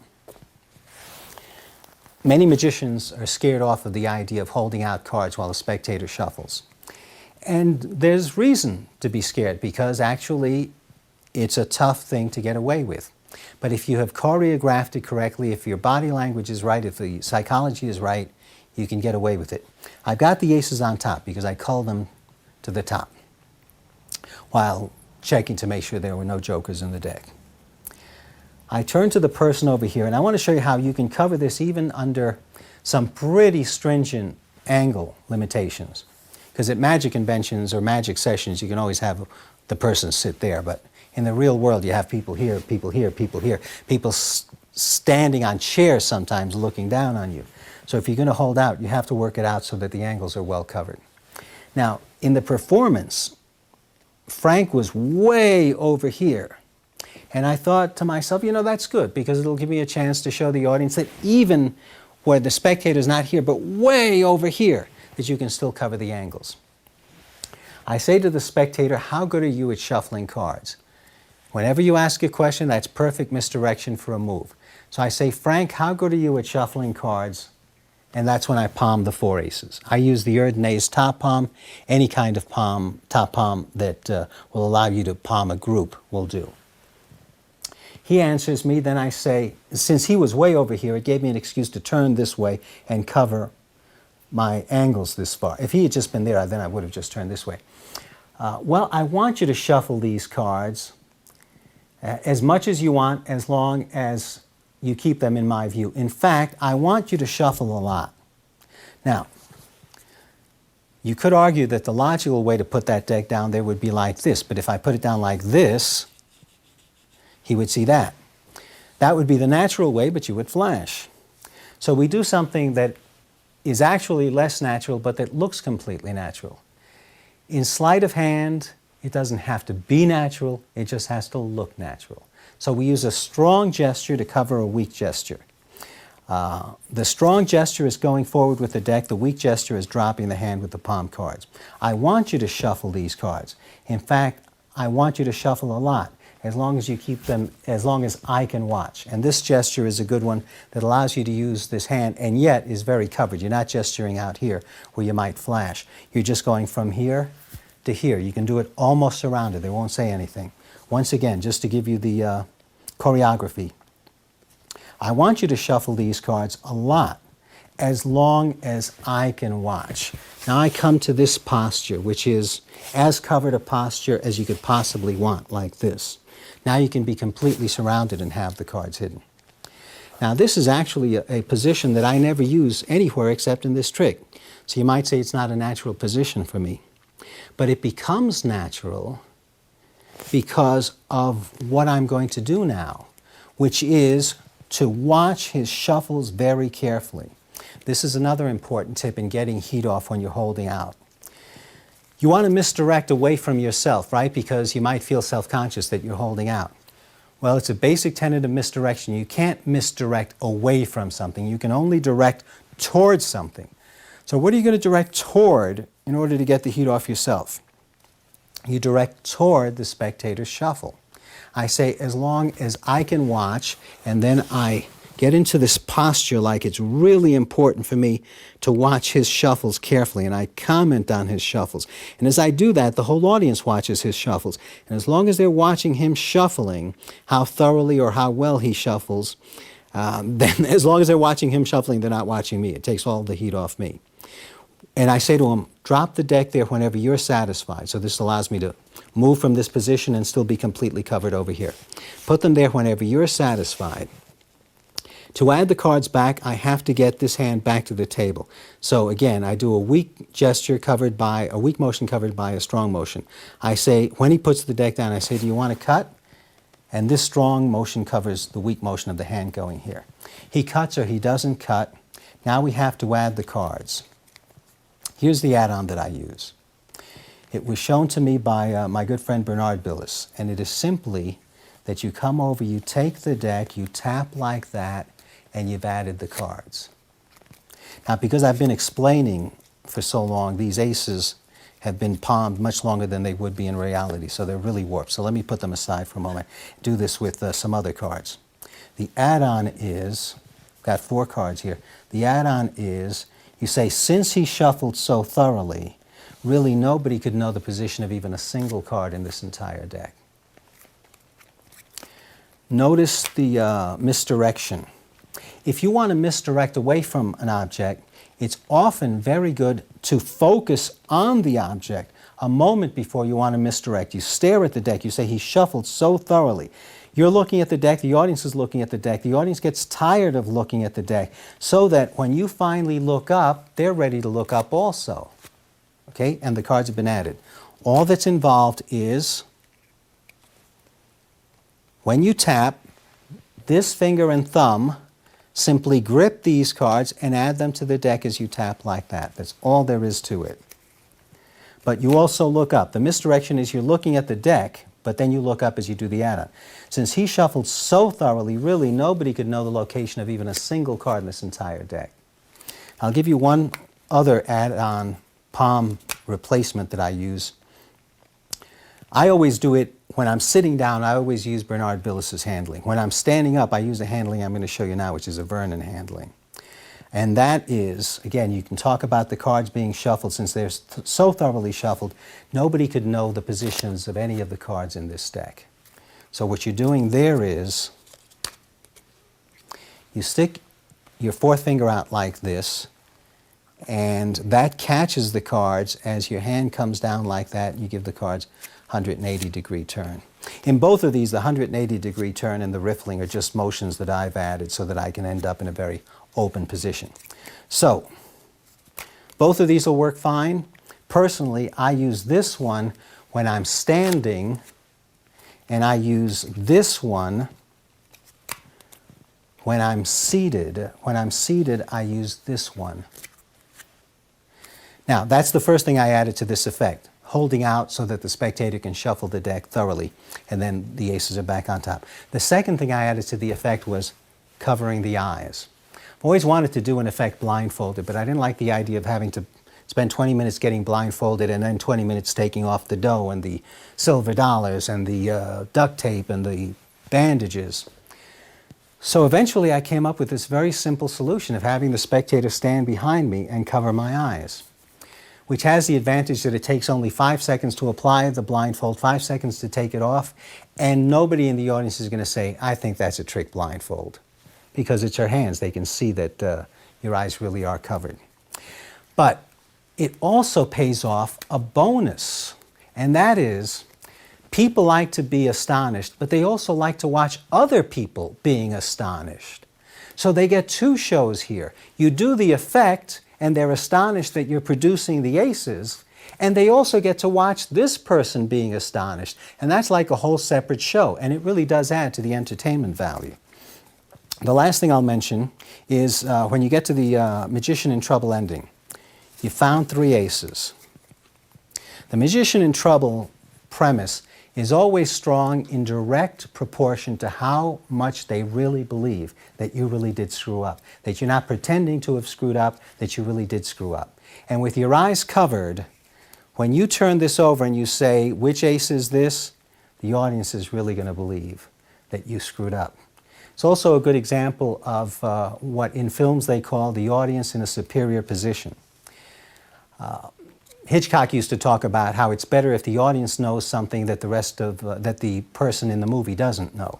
Like the audience knows there's a bomb under the table, the person doesn't know it. It builds suspense.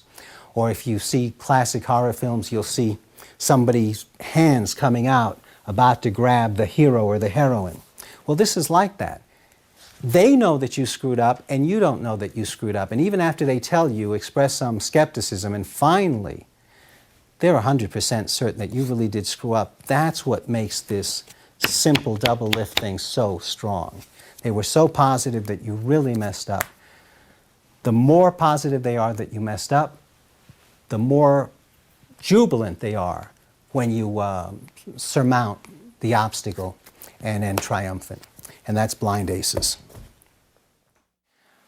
I want to thank L&L for giving me the opportunity to share with you the fruits of a lifetime spent in magic.